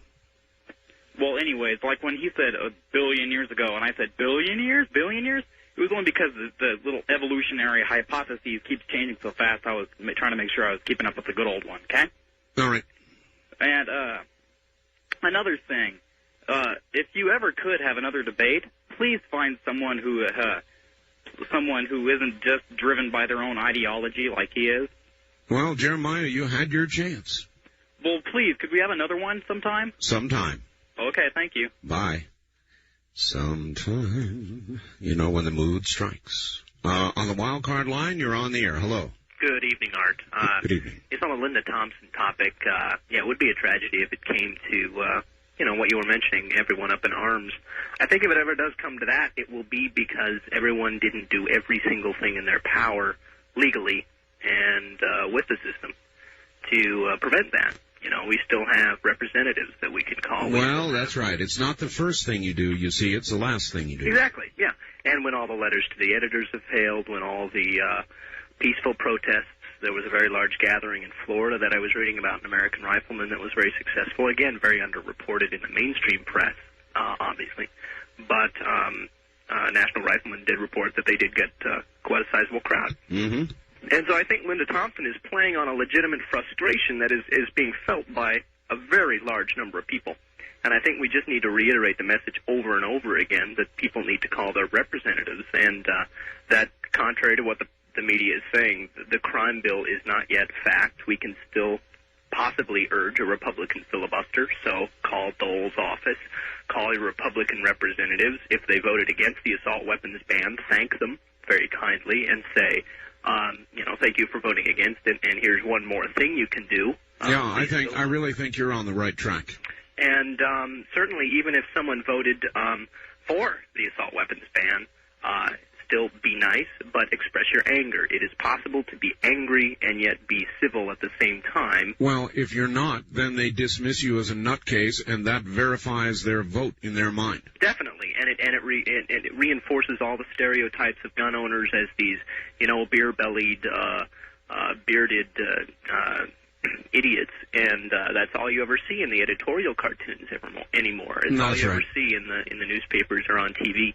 Is the negative stereotypes. That's right, and if Linda Thompson actually were to do what she said she was going to do, that act also would reinforce everything they're doing. Definitely, yeah. Do everything in your power. Call the shows like this one, fax, write, and follow up your letters with calls to your representatives. Do it, folks, every single one of you. Join organizations like the NRA. Even if you don't think they're doing everything in their power, join another group that you do feel is doing more. I'm really, really ticked off at the NRA, but I am a member. Yeah, likewise. All right, sir. Where are you? I'm in Portland, Oregon. Portland, all right, KEX. Thank you very much for the call.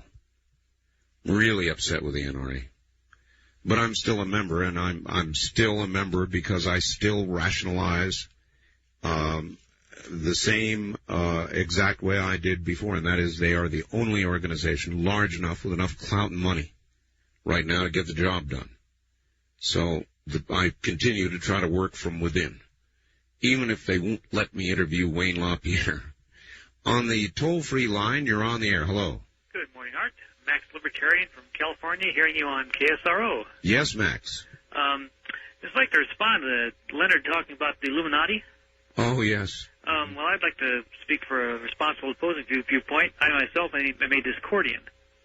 A Discordian? Absolutely. Okay. I support chaos and moderation. Chaos in moderation? Absolutely. What is chaos in moderation?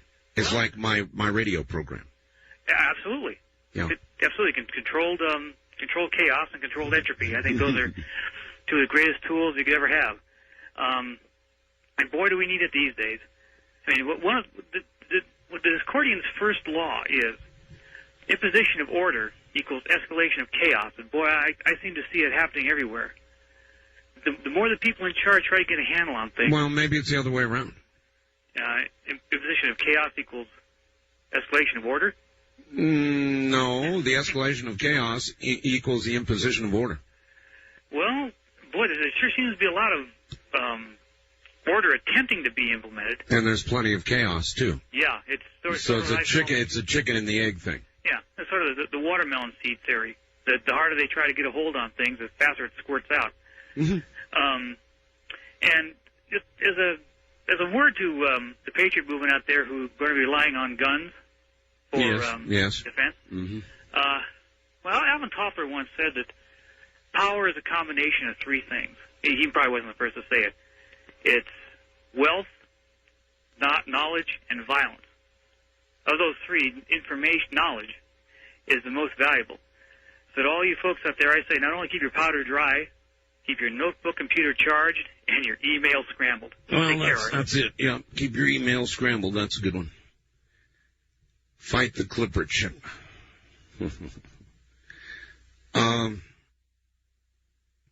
Well, let's just go on to the next call. On the first-time caller line, you're on the air. Hello. Hello there. Going once. Going twice.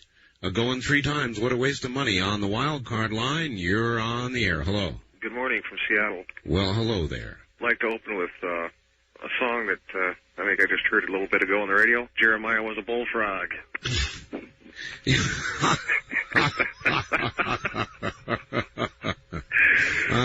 Somebody just went up through the roof in Denver. I can imagine. On the topic of Linda and her fanatics, yes, mm-hmm. They sound like a bunch of disgruntled postal workers that I think will jeopardize my right to bear and keep arms. Well, it could certainly affect it, couldn't it? I think the government should step in before anything happens, because it will happen. It is my view, too, but the question is, when should it be done? If they go rushing in after her right now, then they have martyred her. And that's a consideration. I mean, it is a political consideration, isn't it? Well, I think they should at least go and take her guns away, because she's proven herself mentally unstable, therefore should not have the right to have one. Well, again... Take her guns away. Tough. It's tough. No, that's not going to do any good. That's more martyrdom. Somehow or another. And I really don't know how they can handle it. Put yourself. It's an interesting perspective.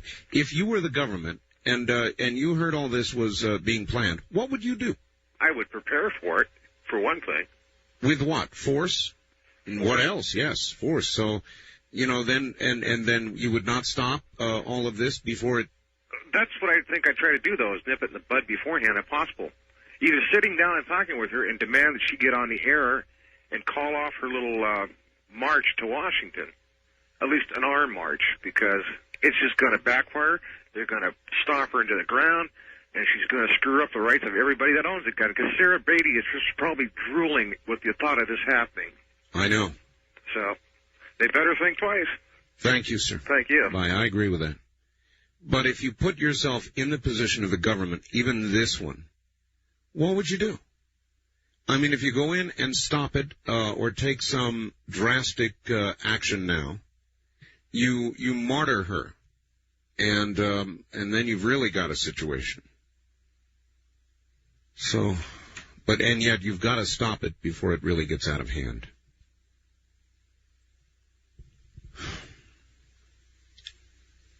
So I don't know.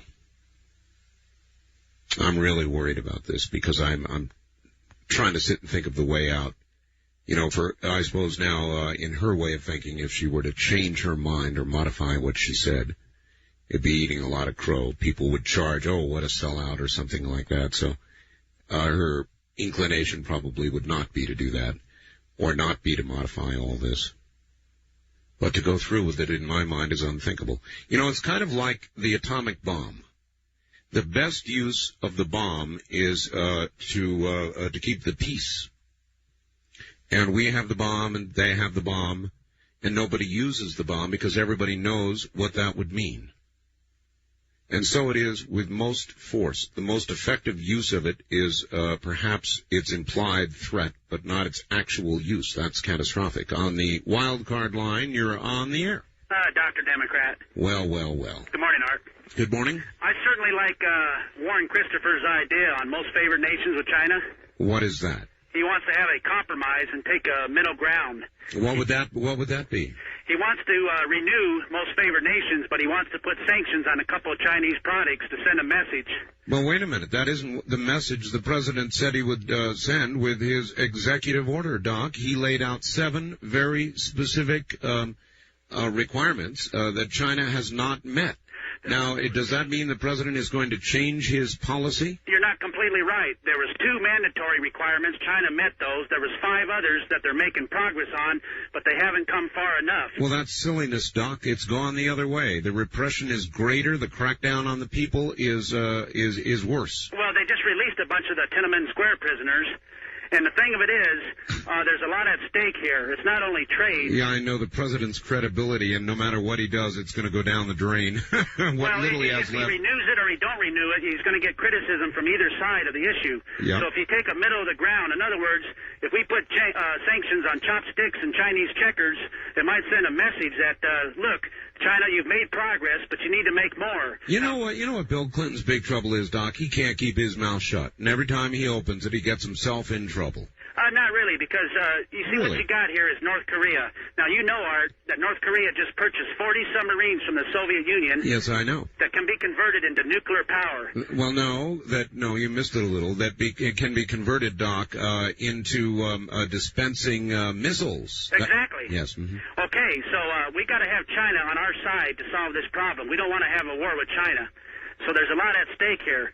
So Clinton's smart enough that he has to deal with China, because if he doesn't renew most favored nations, they're not going to cooperate with North Korea. Well, they may not. You mean they're not going to cooperate with us, and they may not cooperate with us even if we do renew it. What China does not seem... Nobel Peace Prize for his efforts in the Middle East, number one. And I think he's doing an excellent job. He's kept us out of war. I think we will have a Haiti solution. They got us out of Somalia, even though there was mistakes made. We're out of there. He's working on Bosnia. So at the end of the day, in '96, I think Clinton's going to get high marks for foreign policy. But anyhow, I want to talk about Ted Kennedy. I think the passing of Jackie O is going to guarantee Ted Kennedy's re-election. He gave a wonderful eulogy the other day, or yesterday. And I think the people of Massachusetts are going to respect that, and they're going to be reminded of all the good things the Kennedy family has done through the years. Well, that isn't why they reelect him. Why is that? Well, they reelect him because he's a dynasty, and he's always reelected. All right, but listen, the political experts say that this is going to be the toughest race Ted Kennedy's ever had, and he's not a shoo-in. But that was before Jackie O passed away. And, you know, people like photo opportunities and symbolism, so I believe that... I know you like that, Doc. Well, I think this is going to guarantee his election anyhow. And another thing, Clinton is up in the polls. He went from 48 to 51. Wow. And did you see the polls on Paula Jones? No. What did they say? 57% believe Bill Clinton. Now, Doc, when did that come? Yesterday on the CNN Gallup poll. Last time I saw, Doc, more people than not did not believe the president. They also didn't believe Paula Jones. No, well, the latest poll came out yesterday. I'm a news junkie like you. And it said 57% believe Bill Clinton and 27% believe Paula Jones. Now, that 27% is your conservative base. Mm-hmm. So that makes a lot of sense that the conservatives would want to believe Paula Jones. All right. Thanks, Doc. Well, I don't know who I believe. I think it's going to be interesting to see how they handle this. The president plans to, I believe, claim some kind of immunity from this, and it is an interesting issue. That is to say, whether a president in office, for whenever the deed was committed, ought to be able to be sued, or whether it should wait until after he leaves office.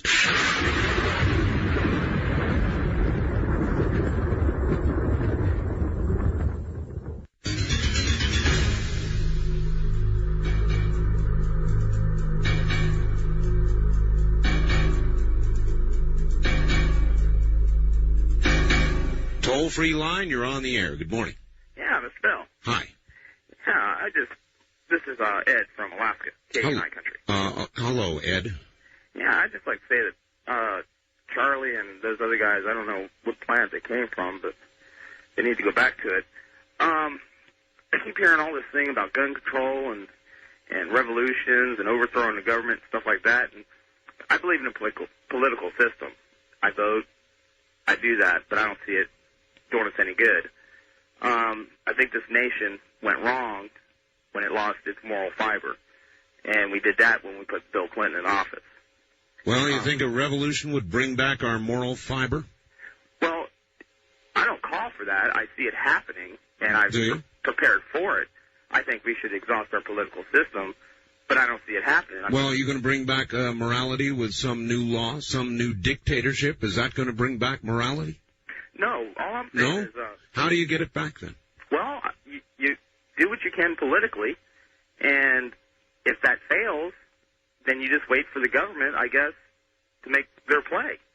And evidently, Randy Weaver and Waco and that old man in California, when they busted in his door and blew his brains out, then you got kids shotgunning their parents, and they can't even come to a verdict on that. I mean, things are just kind of flipping upside down here, and people are seeing that, and the people with good sense kind of keep it to themselves and just play the political system and watch it go on. And then you got people like Charlie. That man ain't got good sense. He talks about gun toters. I own quite a few guns. Yeah, me too. Listen, I've got to run. Thank you very much for the call. We're going to break here at the bottom of the hour, and we'll be back with more from the high desert. This is Coast to Coast AM. The trip back in time continues with Art Bell hosting Coast to Coast AM. More somewhere in time coming up.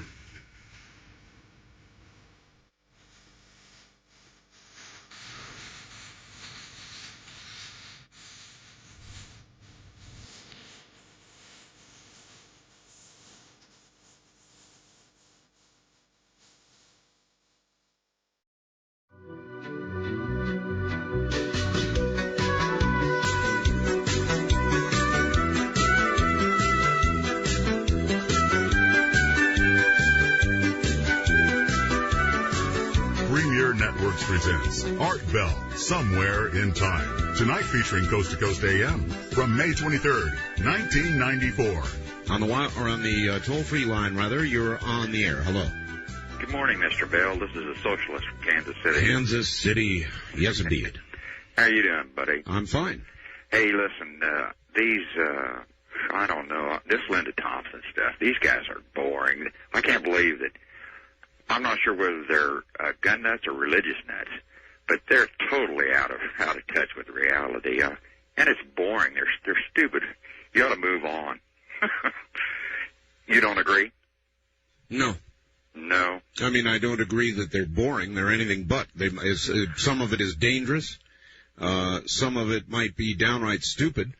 But the complaints are very legitimate. Oh, come on, Mr. Bill. Come on, Mr. Caller. They're taking our guns away.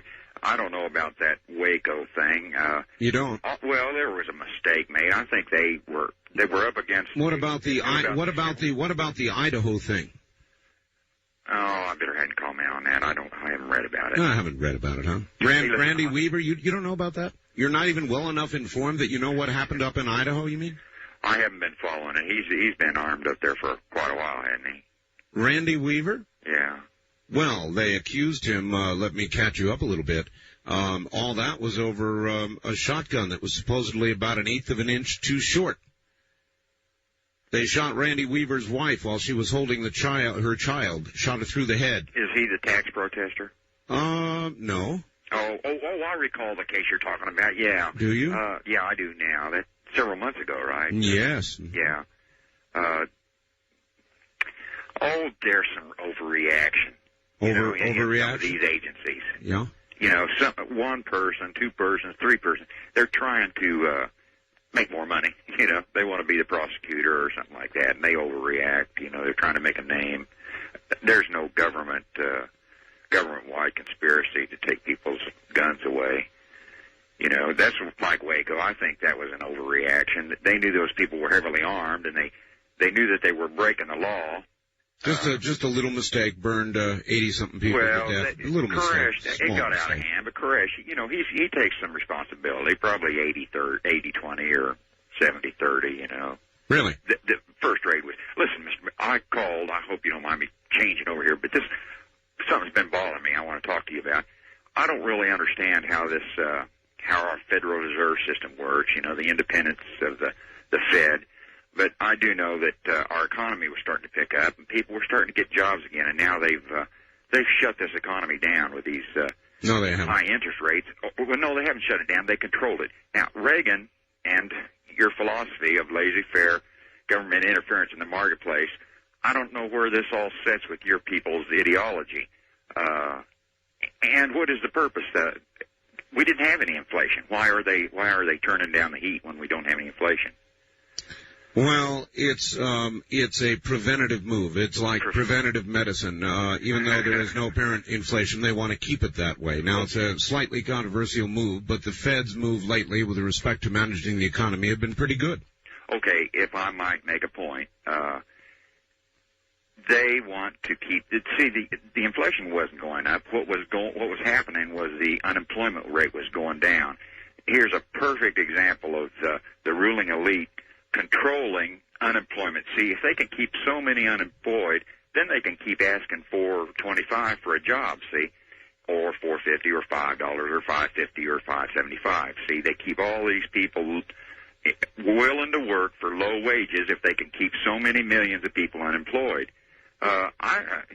If you believe in this laissez-faire... Well, the president that you so admire commented on the raising of the interest rates the other day by the Fed that he didn't think it would affect the economy at all. That's your idol. So there you go. Oh, well, you've got a moderate capitalist there that you're calling my idol. You know, he's a lot better off than Reagan, I must admit, but he's a moderate capitalist. You know, he isn't really... down there for the downtrodden, you know. He's for the ruling elite. You got to say ruling elite.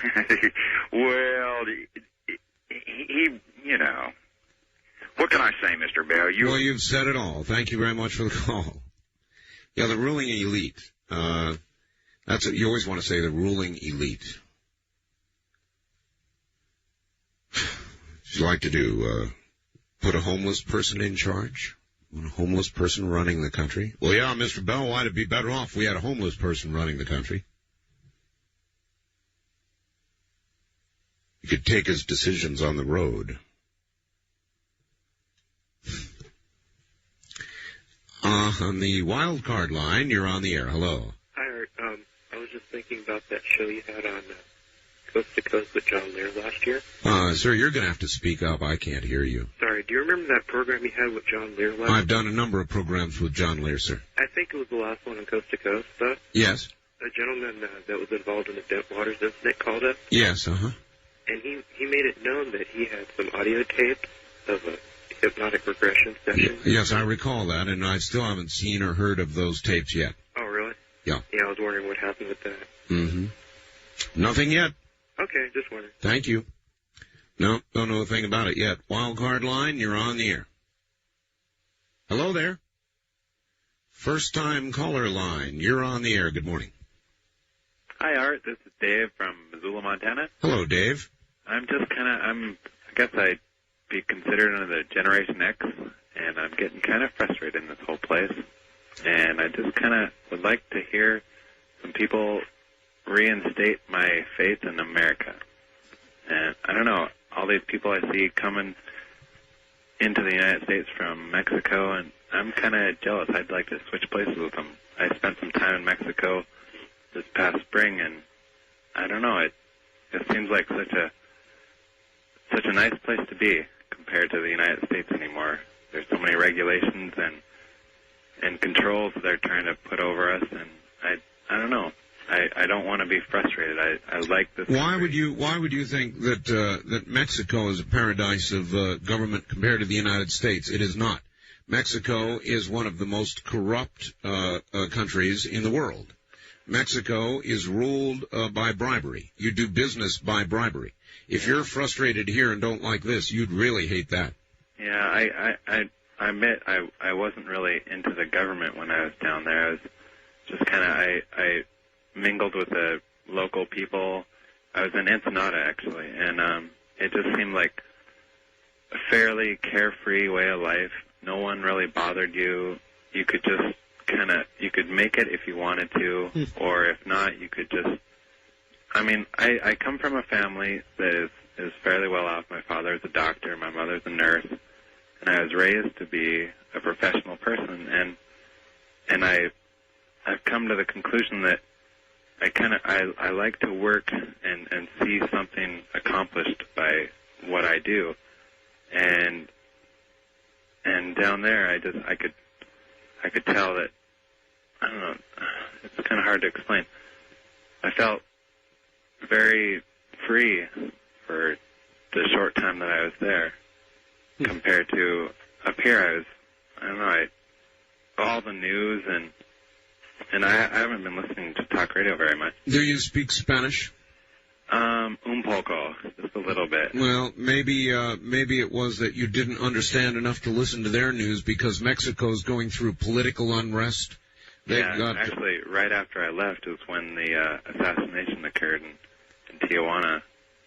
As a matter of fact, NBC is going to do, thanks for the call, a big piece tonight on the unrest going on in Mexico. Now, you may have felt relatively free, but I think that's just because you weren't hearing the news. There is a lot less relative freedom in Mexico. Not more, less. You can go anywhere and ignore the news and ignore everything that's going around you, and I suppose feel relatively free. But I really am. I'm here to tell you that there's a lot more freedom here than there is there. I don't exactly know where people get these ideas. Let's see. On the first-time caller line, you're on the air. Hello, this is Sam from Wasilla, Alaska. Hello, Sam. How's Wasilla? Oh, cooking. That'd be Keni. Right. Yes, sir. Yeah, first time I've gotten a chance to get on your line. Thanks much. Your buddies, Dr. Democrat and the socialist from Kansas? Yes. Mm-hmm. They remind me of guys that'd be willing to throw into a tiger cage, and bit by bit they would feed themselves to appease it.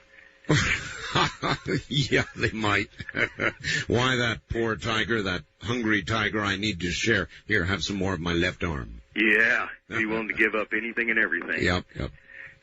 Yeah, listening to Linda, of course, I share a lot in heart and spirit with what she's saying, but I think that what we're really seeing is just total. We're at a critical mass where we're about to implode on ourselves. I mean, you look at the Federal Reserve, you look at the Clintons, you look at everything going about, and it's almost at a point just to jump ship and each man for himself. I'm afraid that's what's going to happen, only because you have educational system just falling to pieces and all that. And I don't know what to say other than just Americans to try and keep as much together and try to keep the faith in the country. But there's got to be something bigger and better, which, that's got to be God Almighty. But, that's where we're all left with. All right, sir. Well, it's not such a bad thing to be left with. Thank you very much.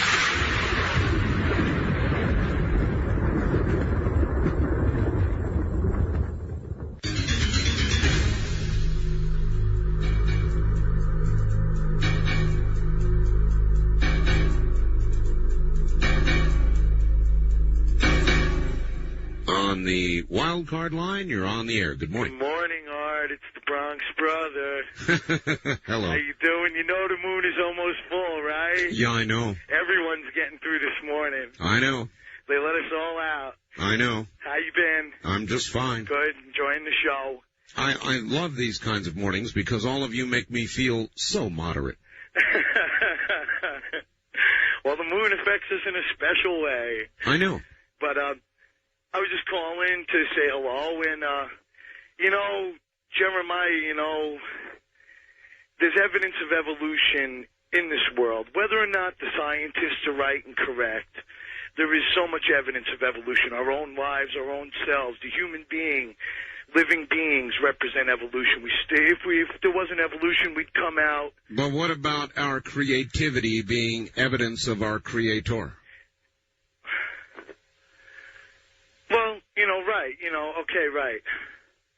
the art with the artist. There is no work of art without an artist behind it. Yes, Darren Isaacs. Why is he not evidence of a creator? Yeah, it's right. And I don't think, I sort of have agreed with you on the opinion that just because there's evolution doesn't rule out a creator. Maybe the creator works through evolution. Well, maybe the creator threw the lightning bolt that smashed into the biological soup that became the pollywogs that became the people. Boom, right. And you got to remember, science has destroyed a lot of the old myths. Yes, it has. At one time they threw babies with epilepsy into the fire and burned them because they thought they were demon-possessed. Yes. Mm-hmm. People who were paranoid schizophrenics were stoned and burned at the stake because they thought they were demon-possessed. Very good point. Bada bing. Oh, I'm not sure. I haven't seen the polls on Paula Jones, but I'm sure Paula Jones has seen the poll on President Clinton. Well, maybe we'll decide this whole issue by poll. I've got to run. Thank you very much. Yeah, maybe that's how we ought to decide everything now in America, by the latest poll. We could simply have a new branch of government that would be a pollster. Just pick one of the major pollsters, and they would become a new branch of government, and they would simply ask a question, and however that poll came out is what would happen. Hello there on the wild card line. You're on the air. Is this Art? It is, yes. Okay, let me get my radio away from my head there. No, just plain turn it off, sir. Okay. All right. Anyway, I was calling in. I heard a lady call earlier this evening on I'm listening at a KFAR in Fairbanks. Fairbanks, Alaska? Yeah. Okay. And she was talking about seeing all these foreign military personnel in the United States. Oh, the helicopters. Helicopters, black Egyptians choppers, in uniform, that's people right. wearing blue berets. UN troops everywhere, closing in, tanks on trains. Yep. Well, what I was going to say was, we have some of the largest training areas in the world. And a lot of the countries send their troops over here to be trained by our professional military personnel. True. Because they can get the best training in the world here. I know. I trained with a lot of them when I was in the Air Force. I'm a vet, too. A disabled vet, but still a vet. Mm-hmm. But I see a lot of Canadians up here in Alaska, here at Allison Air Force Base. They're building them a hangar out there. What about those Russians? Well, the only Russians I saw were the ones that came over for the Lend-Lease reunion. Oh, yes. I believe that was last summer. Yes. And one of those boys gave me a... So they've gone home peacefully? As far as I know. They didn't try to take over anything while they were there? Well, I think they tried to look up some of the older ladies that they met over here in World War II when they were picking up... Oh, no. You mean liaisons? Well, I wouldn't call it that. I would say it's old friendships. I see. But... anyway, I was going to say, and a lot of the military helicopters out here at Fort Wainwright are painted a dark green, and I'm sure that they look black at night in bad lighting. I'm sure they do. And if they're on training maneuvers, they might not have their lights on. Well, that's right. All right, sir, I've got to run. Thank you very much for yet another helicopter call. And on the toll-free line, you're on the air. Good morning, Phoenix. Well, good morning, sir. Well, Art, I called you, and you said I had my finger up my nose. No, I had 3 teeth pulled, and the roots was still in there, so I had a mouthful of gauze. When? A couple of weeks ago. And so you called me when you had a mouthful of gauze? Yeah. Why would you do that? Well, I was listening to your show. It was interesting. I didn't know I sounded that bad. Really? But hey, I'm glad you're on FYI. KFYI, I'm sorry. I'm on pain medication. Are you? Mm-hmm. Yeah. So now you're calling me on pain medication? Well, I'm all right. What are you going to be calling me from an oxygen tent next? Oh, I hope not. I hope not, too. Oh, my God, I never thought about that. But hey, about this Linda Thompson. Yes? You know, we got to do something. And I think she's a little bit overboard, but she's well in her rights. You know, people who don't want to get involved in it don't get involved in it. No, she isn't. No, she isn't well within her rights. I don't think you can call for that and say you're within your rights. You're not within your rights to call for hanging congressmen. No, I'm not for that. That's why I think she's a little bit overboard. Well, a little bit overboard. You're not well. You said she's well within her rights to call for that. No, she's not. No, call for a protest. Well, yeah, but that isn't what you... Oh, armed? Yes. Armed? To what end? To shoot? You mean to shoot people? No. No? Absolutely not. Well, then why would you want to be armed? Well, just say, hey, you know, we're out here. We have the right of peaceful protest in this country. We don't have to carry guns to establish that right. Well, it kind of really brings the message through. It does. It would to me. Well, yes, it does. But when you threaten to use those guns and you advertise ahead of time, telegraph your punch, you're going to use guns, you're going to kill people, you're going to hang people. No. Yeah, I agree there. That's wrong. All right. Well, then we agree. Thanks for the call. Wildcard line, you're on the air. Good morning. Hi, Art. Hello. Don out in Palm Springs, KPSI. Yes, sir. I was pleasantly surprised Sunday night. I was looking for Dreamland, just trying anything to find it. Yes. And I found out KNWZ out here. That's right. That's great. That's news, yes. Crystal clear. Crystal clear. It was great. Uh-huh. I didn't get to listen to it that much because I fell asleep, but it was great that it was there. I'm glad you found it. I got three quick things. Going to have to be quick. Yeah, they'll be quick. The crime. Do you read Money Magazine at all? Yes. Did you see that article on the crime? Yes. Wasn't that interesting? Yeah, fascinating. Mm-hmm. Yeah, I thought it was great. I wanted to get it to you in case you didn't have it. No, I've got it. The 3-page facts. I've got it, thank you. We're near the news here. What else? Okay, and also, I'd like you to talk about how we can buy gold to use in case of emergencies. Buying gold is a damn good idea. Yeah, I've never really heard anybody talk about it. All right, I will talk about it. And also, I've heard you guys talking about Linda a lot tonight. Yes. And I'd like to know if there's anything new going on, so if you could talk about that. No, nothing I'm aware of. Okay, because, we didn't get the first 2 hours out here, so I wasn't sure if something came up. Oh, I see. No, nothing I know of. Just a topic tonight, huh? Yeah, well, a lot of people are concerned about it. Yeah, well, I am too. All right. I'm just heading for the hills myself. I'm staying out of her deal. All right, off to the hills with you. Thank you very much for the call, and we'll be back. This is Coast to Coast AM. This is Premier Networks. That was Art Bell hosting Coast to Coast AM on this Somewhere in Time.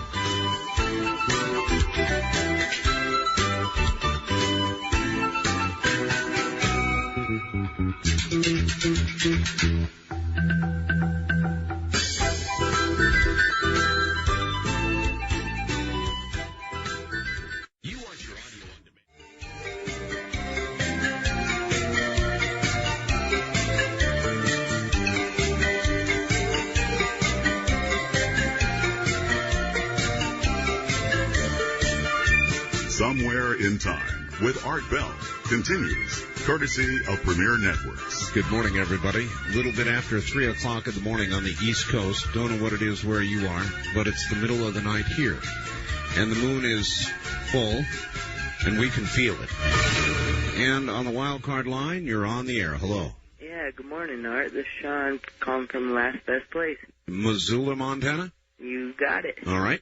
Well, I'm not exactly in Missoula, but anyways, one thing I wanted to talk about was my friend Dave that called up tonight. Dave? Yeah. I vaguely remember Dave. Well, anyways, he was calling about saying how he wanted to move to Mexico. Oh, now I remember Dave, yes. Yeah, and I really don't necessarily disagree with him. Why?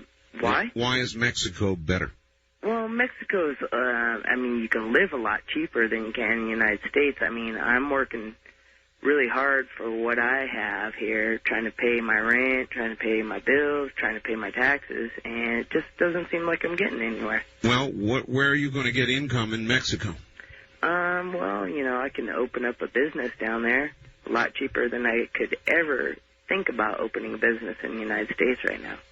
Well, that's probably true. But the standard of living in Mexico is much lower.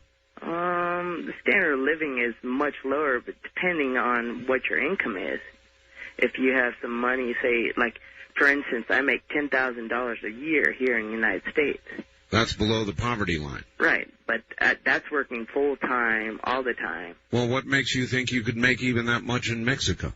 Well, if I had that, if I had the basic amount of income that I have here in the United States and went down to Mexico... Well, sure, yeah, that's a lot better. That's true, but if wishes were fishes, I mean, you wouldn't. You know, the jobs there are not as plentiful as they are here. No, but you have not noticed, Sean, too many people breaking out of the United States and running across the border into the middle of traffic in Mexico to get entrance. Well, yeah, but I mean... Why do you suppose that is? Well, I mean, a lot of people want to go down there and make some money. Well, then they could do that. Nothing stops you. Right, and that's what I'm saying. It's a lot easier to start a business in Mexico than it is in the United States. Well, when you get there, try and hear me on KDWN. They come in down in Mexico very well. KDON? Mm-hmm. Oh, really?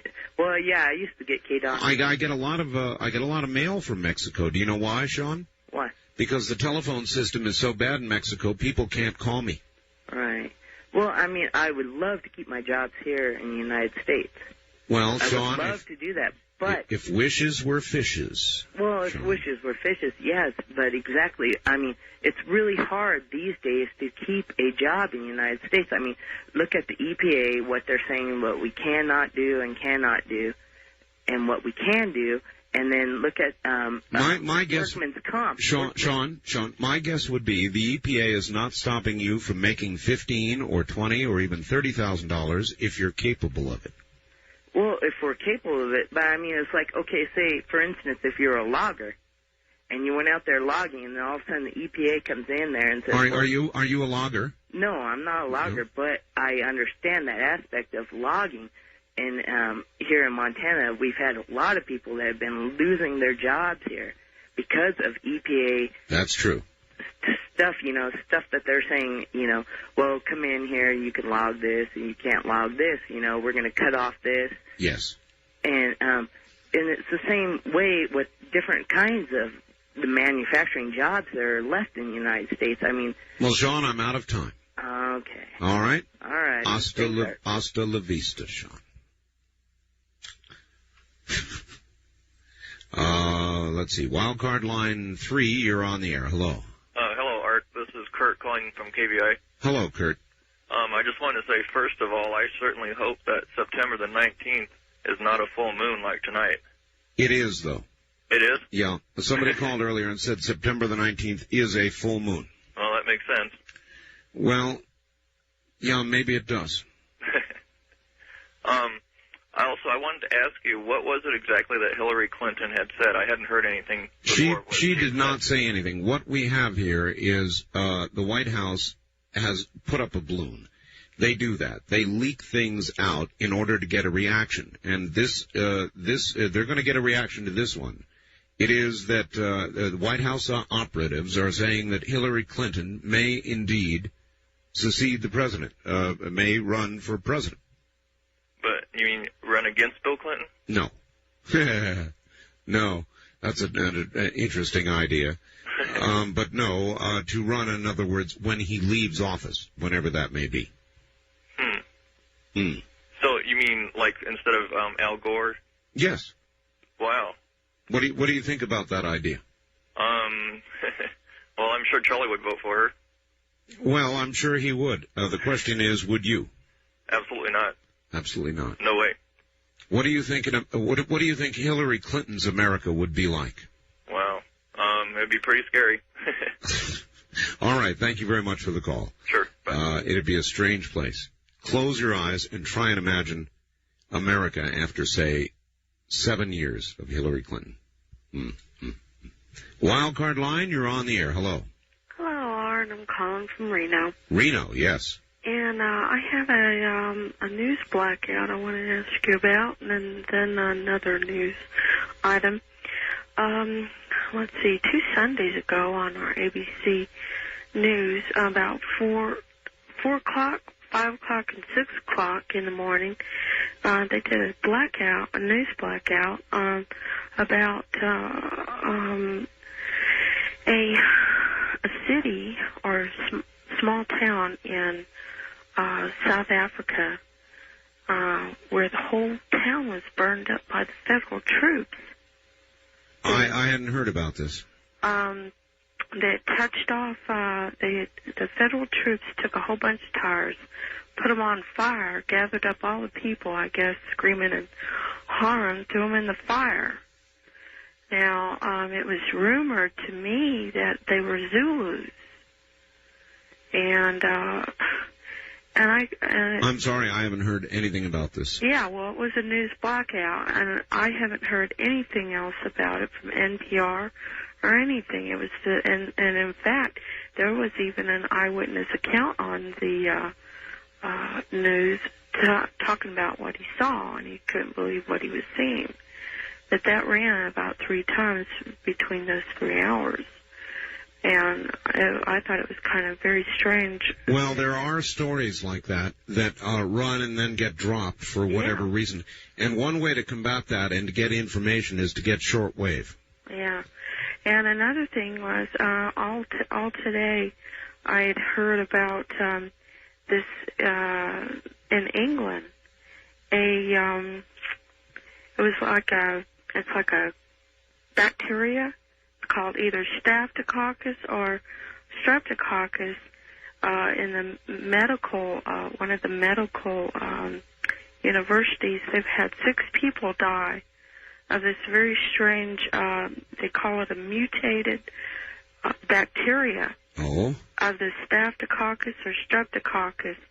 And it starts off like gangrene. Right, and gangrene. within 24 hours, it spreads all over your body. Sounds and the bad. people die. Oh, gee. And sounds like that The was Stand. all over the news today All right. on ABC. Really? Uh-huh. ABC Radio? ABC News on KOH. On KOH, all right. Uh-huh. All right, thank you. Anybody else able to confirm that one? No, I hadn't heard about that. A new virus, huh? Of some kind. I did, by the way, I saw the rest of The Stand. I had taped The Stand, and my assessment of it is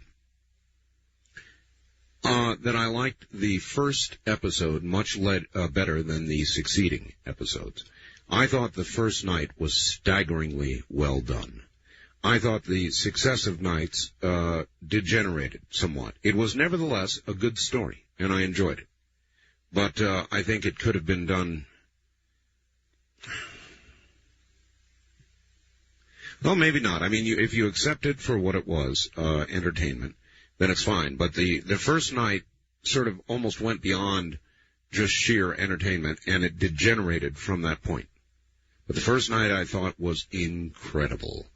And that's the way it could happen. Make no mistake about it, to kind of punctuate this last call. On the wild card line, you're on the air. Hello. Hello. Yes, sir. Where are you? From Missoula, Montana, calling on KGVO. Yes, sir. First of all, that lady that just called about the disease that's killing people. Yes. I just heard it. I've heard it 2 or 3 times on the news on the top of the hour during your program. Okay. What news do you run there in Missoula? I'm trying to think. I don't know what the network is. It's one of the network news. Okay, well, it is not a surprising story. Our own CDC has been telling us, look out, because things like this are a-coming. Scary. It is scary. And if you saw The Stand, did you? No, I did not. Uh-huh. Well... Don't watch much TV. I see. Well, I don't either, but that's one that I happened to catch because I read the book and I loved it. And it played on exactly this theme, or that a biological menace got loose and literally wiped out the world. Could happen. Good timing. I mean, they put it on the air right at the right time, huh? Yeah. Hey, I got something else. In the Missoulian for today, 24th, there's an article on the front page, UN works for global gun control. Have you heard of this? No, what does it say, roughly? So quietly that even the gun lobby hasn't noticed, the United Nations is beginning to set its sights on global gun control. That's the first paragraph. UN Disarmament Commission has adopted a working paper, blah, blah, blah. They're basically trying to worldwide control. Yeah. You know, my mama used to tell me when I'd put a whole bunch of food in front of me that my eyes were bigger than my stomach. Your mom ever tell you that? Oh, yeah. Well, that's what I'd say to the UN. If they think they're going to disarm the world, they can't even get control of little bitty countries where they're messing around. Not even little bitty ones and little bitty wars. And what do they think they're going to do? Come take our guns? That's a laugh. Well, the way I look at it is they have been a laugh for so long, but if they are really going to get serious, and Clinton and the other elites in the U.S. are going to work towards that too, this country can change that laughing stock into a power, and that's what scares me. Well, you're absolutely right about that, but even Clinton's having second thoughts about participating in the UN adventures these days. They made a comment today. Tomorrow he'll be all behind it. He can't keep on the subject. Yeah, well, you've got a good point there, sir. Thank you very much.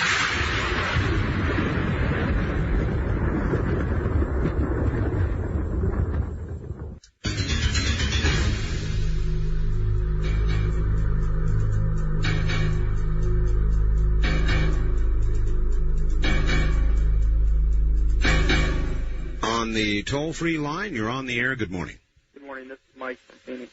Hi, Mike. You're going to have to speak up. You're kind of weak. What I was calling about was to say that I think that when they do come to take the guns, people will turn them over. This country has basically been raised to respect law and order, and it's difficult to go against the government, and it's difficult to go against the laws. What are people going to do, fight police officers if they come to take the guns? I don't think many of them will. They're going to look at their kids and their job and their financial situation, and they're going to say, well, we've got no choice. You are mostly correct. But if they ever actually get to confiscating the guns, there are enough people that will fight so that I believe that it will not happen. I do not believe that will happen. It's happening slowly. See, if you go to a gun store right now, I own a Glock 17. I told you the other day I bought some SKSs. You're right. And I already had some. That Glock 17 I bought, I can't even find the magazine for anymore here in Phoenix. They're all bought up because people are worried about that 10-round maximum capacity of the magazine. Well, yeah, but that doesn't mean that you can't get it. You can't get it because of wait a minute, because of the law of supply and demand, not a law that says you can't buy a magazine. No, but it's also made the gun manufacturers nervous to where they don't. If it's possible that they could impose a ban effective immediately. It hasn't happened that way in the past, but they could do that. So the gun manufacturers are not, as far as what the guy told me at the gun stores, I don't know if it's true, but he says that they're not manufacturing any more magazines because they don't want to be stuck with a big stock inventory of useless merchandise. Well, the gun manufacturers have never had it better. They're selling out right now. Oh, I agree, but so what if I've got, I bought 5 SKSs, I already had 2. I've got my Glock, I've got a few other handguns. If I can't get ammunition or if I can't get magazines or spare parts, what good are they? Well, that's right. All right. That's what I'm saying. It's happening step by step, and people aren't really aware. All right, but the fact is, wait a minute. It's not happening. The only thing that's happening is that all of this stuff is selling out. You're saying it's happening. It's not happening. No, the government hasn't banned it. What I mean is they're getting more support. The NRA's been ineffective of late. Bob Dole caved in on the Brady bill after saying that he wouldn't. I know. And then the next day, all of a sudden, he changed his mind. I know. This is the last straw. We're not accepting any more. Well, a pox on Bob Dole. All right. Thank you. A pox on Bob Dole for that. But to translate it to it's already happening, they're taking the guns. They're not. Let's be fair and let's not rush to judgment and say things that simply are not yet true. Maybe it will be. If it will, there's going to be a clash, isn't there? They know that. They must know that. I'm convinced they know that. Banning the importation or manufacture of assault rifles, ridiculous as it is not yet the terrible thing that everybody's fearing. It may become that. We'll have to wait and see, and there's going to be trouble if it does. I am convinced that it will not get to that. They may try, and I'm not saying that some don't have that agenda. I just don't think it's going to come to that. Toll-free line, you're on the air. Good morning, Art. Good morning. It's been a long time since I've talked to you. Well, then, welcome back. And hard to get through to you. Yes. I just want to wish you luck in your new ventures with your Dreamland and your one at home. How does your wife like to have you home there all the time? You don't have to go away at night. It's worked out very well, thank you. Would I rather drive 150 miles? No. No, you'd rather stay home. Yes. You can walk outside, like you said, and use your little telephone. Yeah, that's right. Yeah. And how's your little son like it? I bet he does, too, at your home. He loves Pahrump. I guess I have the brochures on some of them. I've been reading it up when I get my Nevada magazine about Pahrump. Oh, yes. The moon is bright, but I didn't go outside, so I'm not howling. I didn't go out to look at it. Well, you can howl at it from the inside if you want. Okay, then? Oh, Okay. sure. But I was going to say, I'm not worried about the things of the world tonight. But you were talking about that baby food. Oh, yes. Maybe they're buying it up and taking it to the starving people over in Africa, the babies and the mothers who are starving. Well, they don't need to sneak in the middle of the day and do that. I know they Or don't. night. But you never know what they might be doing, though. Well, that's right. It could be something totally devious, too. Yes, it could. I remember it's been quite some time ago you talked about those helicopters. But it's been at least 3 months or two that they were flying over here. At what time? This is St. Helena, Napa County. They fly over St. Helena? They did one night. Oh, no. Oh, yeah, that's quite some time ago, though. I haven't seen any since. Scares me. And they're dark. Dark? They're not green. They're black. Even black. All right. Well, listen, I've got a break. I've got to go. Okay, well, thank you. All right, thank you. Good night. Good night. This is Premier Networks. That was Art Bell hosting Coast to Coast AM on this Somewhere in Time.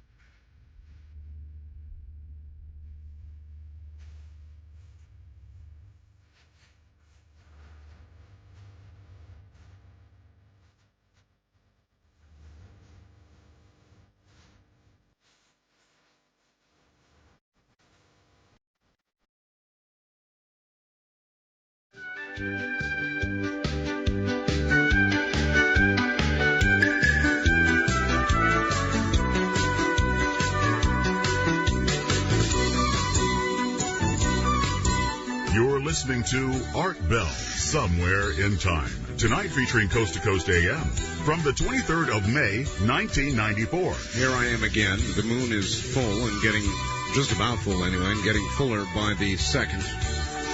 And I suppose we'll be in for yet another night of this tonight. It's kind of fun, though. I enjoy it when it's either very rough or very weird. That's what talk radio is all about. So whatever it is on any given night is what it is. I read this because so many people are sending me the same thing. You should consider adding a fax modem to your computer.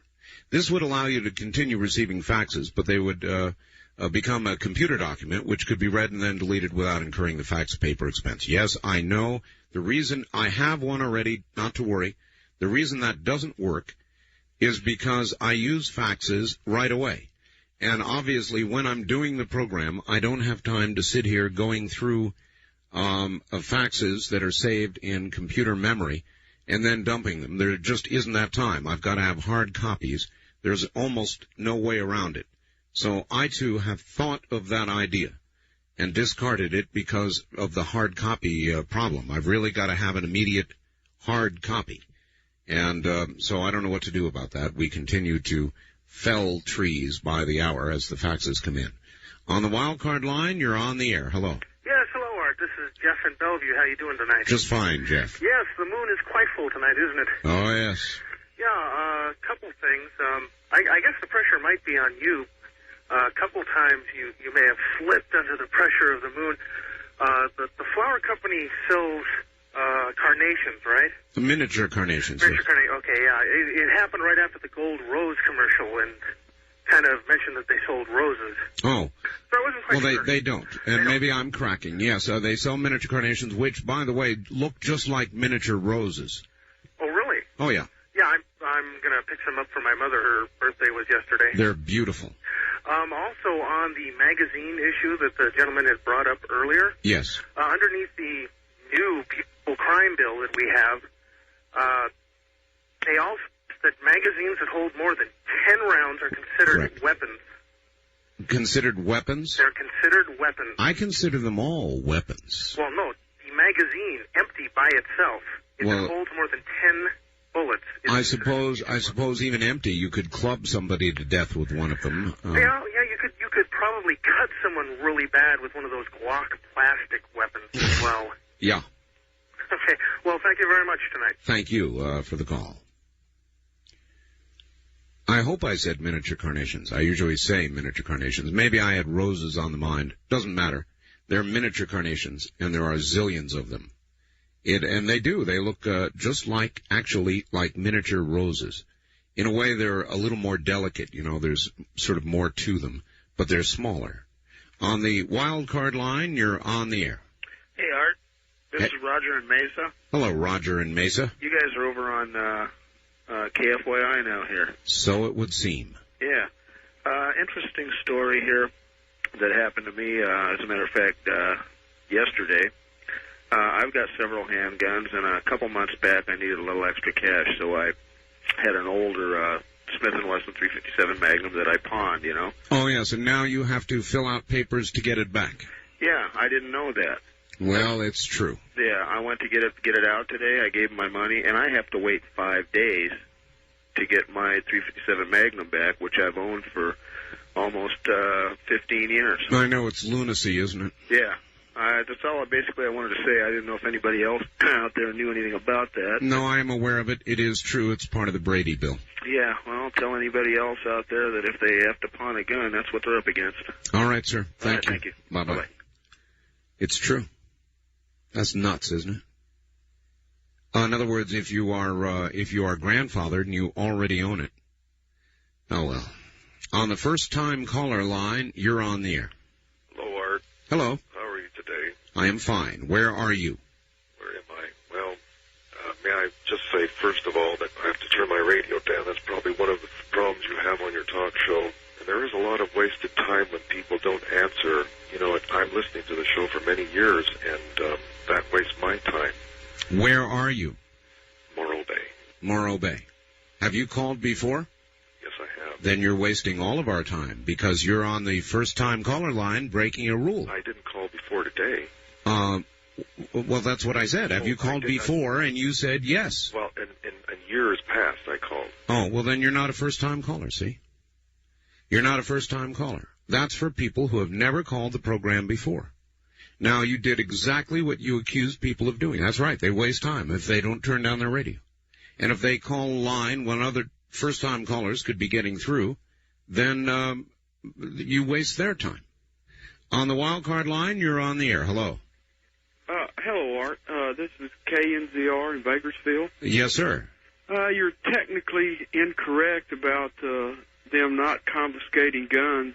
Oh, which ones? Where have they done that? Okay, the ATF reclassified the Street Sweeper and the Striker 12 shotgun as destructive devices. Yes, that is correct. Mm-hmm. And a memo that has leaked out to Gun Week, the weekly gun newspaper. Yes. Is that they have all intentions, if the Feinstein bill becomes law, of classifying those weapons as destructive devices or machine guns. And in some states, you cannot own a destructive device or machine gun, and so they will have to turn those weapons in. Okay, but technically, you see, I was correct, because they haven't done that yet. So technically, I was correct, wasn't I? Well, you haven't as yet done it, put it that way. Well, is that not a rather important distinction? Well, since you talked about technicalities, I would say it's a very important distinction. Okay, I'll agree with that distinction. All I'm saying is that if this bill that passed both House and Senate, both the House and the Senate, and if filibuster doesn't work, or if Jack Brooks isn't able to stop this in committee, it will become law, and if you can't own, if they reclassify it and you. Well, if yes. That's right. Thank you very much for the call. If that happens, if the leaked supposed memo is true, and if they really go out and take guns, then we have a different situation, surely. But the if is an important part. On the first-time caller line, you're on the air. Hello, Art. This is Greta from Honolulu. Hi, Greta. How's Honolulu? Just fine, thank you. I have some news for you that might calm people down out there. Okay. About Linda Thompson. Oh? Yes, I heard this on our talk show down here called Take America Back. Linda Thompson is going to have a trial march on August 14th. Have you heard about that? No, that's a new one. Okay, well, this is what she was telling us about. And not to let her down, because otherwise the march on the 19th of September would fail. So that might be some good news. I don't understand. If not to let her down or the one on the 19th would fail? Yes, that's what she said. Not to let her down, to come and march on August 14th. And to show up and not to let her down. Is that supposed to be a peaceful march? Yes, it is. No uniform or anything. I see. So that sounds really good, doesn't it? That's more like it, yes. I think it sounds wonderful. Anyway, could I also speak to Dreamland? Yes, sure. Okay, I heard your Dreamland last night. Yes. And a week ago. Yes. For the first time. Well, I was absolutely intrigued. I couldn't believe it. Yes. The next morning I came into my store. When I opened up my store, my first customer was a Hawaiian lady. And we started to talk story about their Hawaiian gods and the gods of India. Yes. And then I mentioned your show.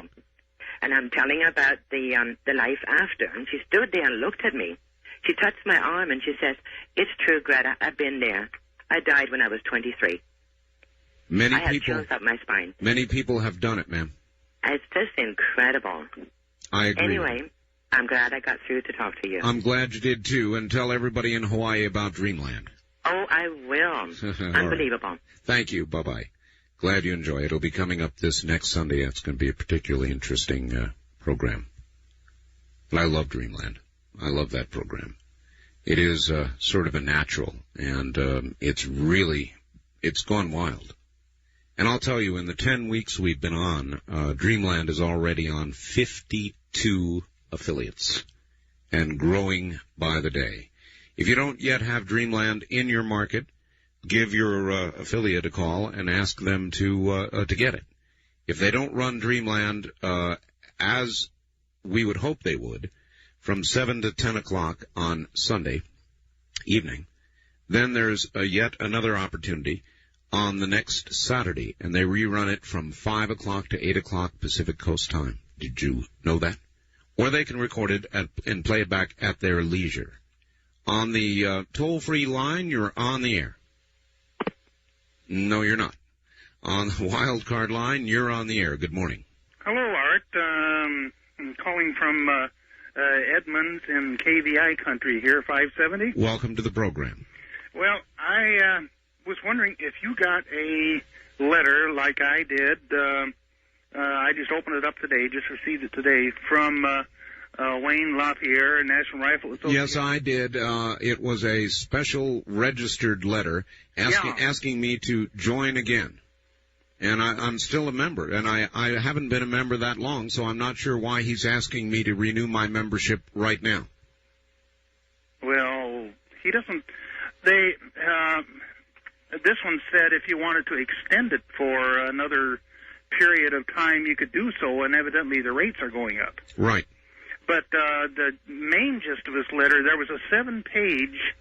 Yeah, I read it. He said he had just come back from some conference, and he was all discouraged and blah, blah, blah, right? Yeah. Yeah, I read that. And wanted you send the postcards to Sam Donaldson, Dan Rather, Tom Brokaw, and USA Today magazines? Right. You know, I wish he'd come on my program. I do, too, and I don't understand why. It would be wonderful publicity for the NRA. I can't figure it. I really, truly can't figure it. We've had everybody I know approach them. And for some reason, they're dead set against it. It is the dumbest thing I've ever heard of. Yeah. What better publicity could you have nationwide? I don't know. This I don't know. situation. That's right. Are you going to send in those cards? I haven't made up my mind yet. Probably. Yeah.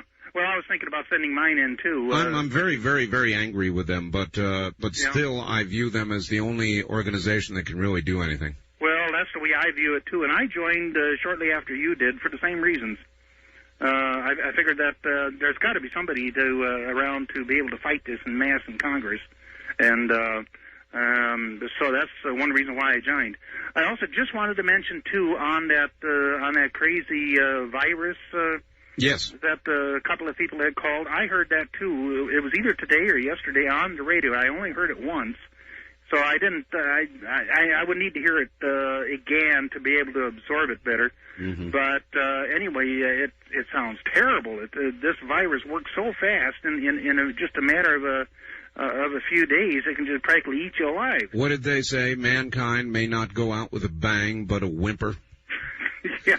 Thank you for the call. Yeah, I'm going to have to get some news on this. I'm sorry I don't have any, and I haven't heard about it. So, sounds awful, doesn't it? A virus, something that causes you to begin to get what appears to be gangrene, and it quickly spreads to your entire body, and that's it. I'm sorry, I'm just hearing about it from the callers. I have not heard the newscast, but I will try and get that information. We'll talk about it tomorrow morning. Not with a bang, but with a whimper.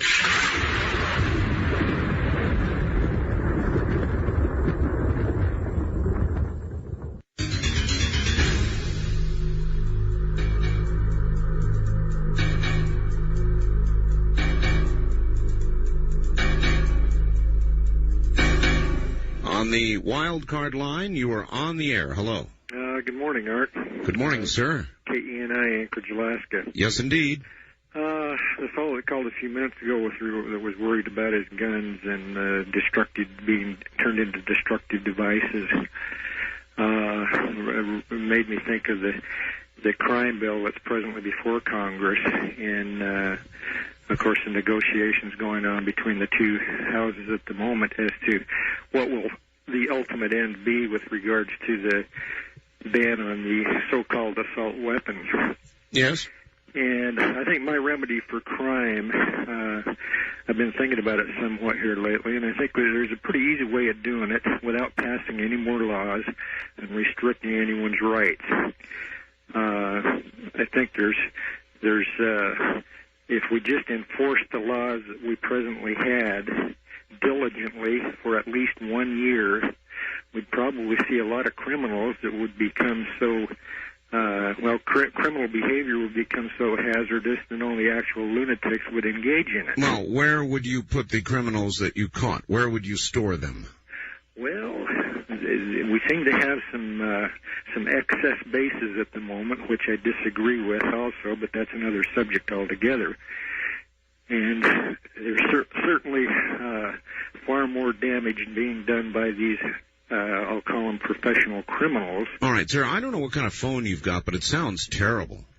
I don't know. It's one I've been using for years. Really? It makes you sound like you're spitting. Oh, is that right? You know, it sounds like... I'll move it a little bit further away from my mouth. Maybe that'll help. Oh, that helped a lot. Did it? Okay. Going on further, I think there are two things that are responsible for the cheating that we have of justice. The first is not the legal procedure, but the chaotic state, it's the chaotic state of the legal procedure, not of the law. The law is pretty sufficient. Well, yeah, thank you very much. We've just got to enforce it. Right. We've got to enforce it. That'd be a good idea. The trouble is you need a place to keep all those criminals, and I take your idea with regard to the military bases. Maybe they're thinking about that now. First-time caller line, you're on the air. Yes, this is Joellen in Albany, Georgia. Well, hello, Joellen. How's Albany, Georgia this morning? Oh, it's cool and it feels great. Good. Got the windows open, enjoying the weather. All right. What I wanted to call about was Rostenkowski's pardon. Yes. You know, Dr. Democrat wanted to do the pardon on the same basis that Nixon was pardoned. Oh, yes. Okay, I'm a right-winger, and but I'll be honest with you. If he'll do it the way Nixon was pardoned, I'll go along with it. First, Nixon has to resign. That's right. And then he has to admit that he did something, first Nixon resigned, and then he had to admit that he did something wrong. So that's what we have to do with Rostenkowski. Well, I even had a better thought. Okay. As long as it could be his last day in office, let it be. Okay. You see what I'm saying? See what you're saying. But he also has to admit that he did something wrong. Rostenkowski? Yes. So he's got to sort of publicly apologize. Correct. That's what we did with Nixon. Uh-huh. And under those conditions, if just to get him out of office and to get him away from the health care plan, I'm for it. What about his pension? Well, he's been in office a long time. I really would let other people make that decision. Quite frankly, I think that pensions and salaries should be paid by the states and not by the federal government, and that the states should make the decision. I've always believed that. All right. Well, listen, I appreciate your call. Thank you. Take care. Albany, Georgia. And on the wild card line, you're on the air without a whole lot of time. Hi, Art. This is Val in Albuquerque. Hi. I just wanted to briefly respond to the people that have been calling about this new disease in Great Britain. Oh, yes. I've heard about it several times, and I've told you before I work in a medical laboratory, so I may know a little more. What it is a group A streptococcus, which is the organism which causes strep throat. This organism has always caused, and in some cases with strep throat, a really nasty red rash after the strep throat has gotten well. I know, but they're talking about gangrene. Well, yeah, and what I was going to get to is that it's been mutating for years. We have now penicillin-resistant strep, and I think with a lot of organisms, we're seeing, because of the strong antibiotics we're using, we're seeing them mutate, and that's what I think has happened here. Well, not with a bang, but a whimper. Yeah, no kidding. You know, and in this case, I know I've talked to you about these people with the gas coming from their bodies and all. It's unlike that, I believe. I think this is really something that is just a really nasty mutation. All right, all right, we've got to hold it there. I'm going to find out what I can about that. Thank you all. I'm out of time. I'm sorry. That's it. We'll be back tomorrow, whatever time you normally join us. See you then. In the meantime, it's off to shortwave in 3890, 3.890. Be there in a few minutes. Thank you. See you tomorrow.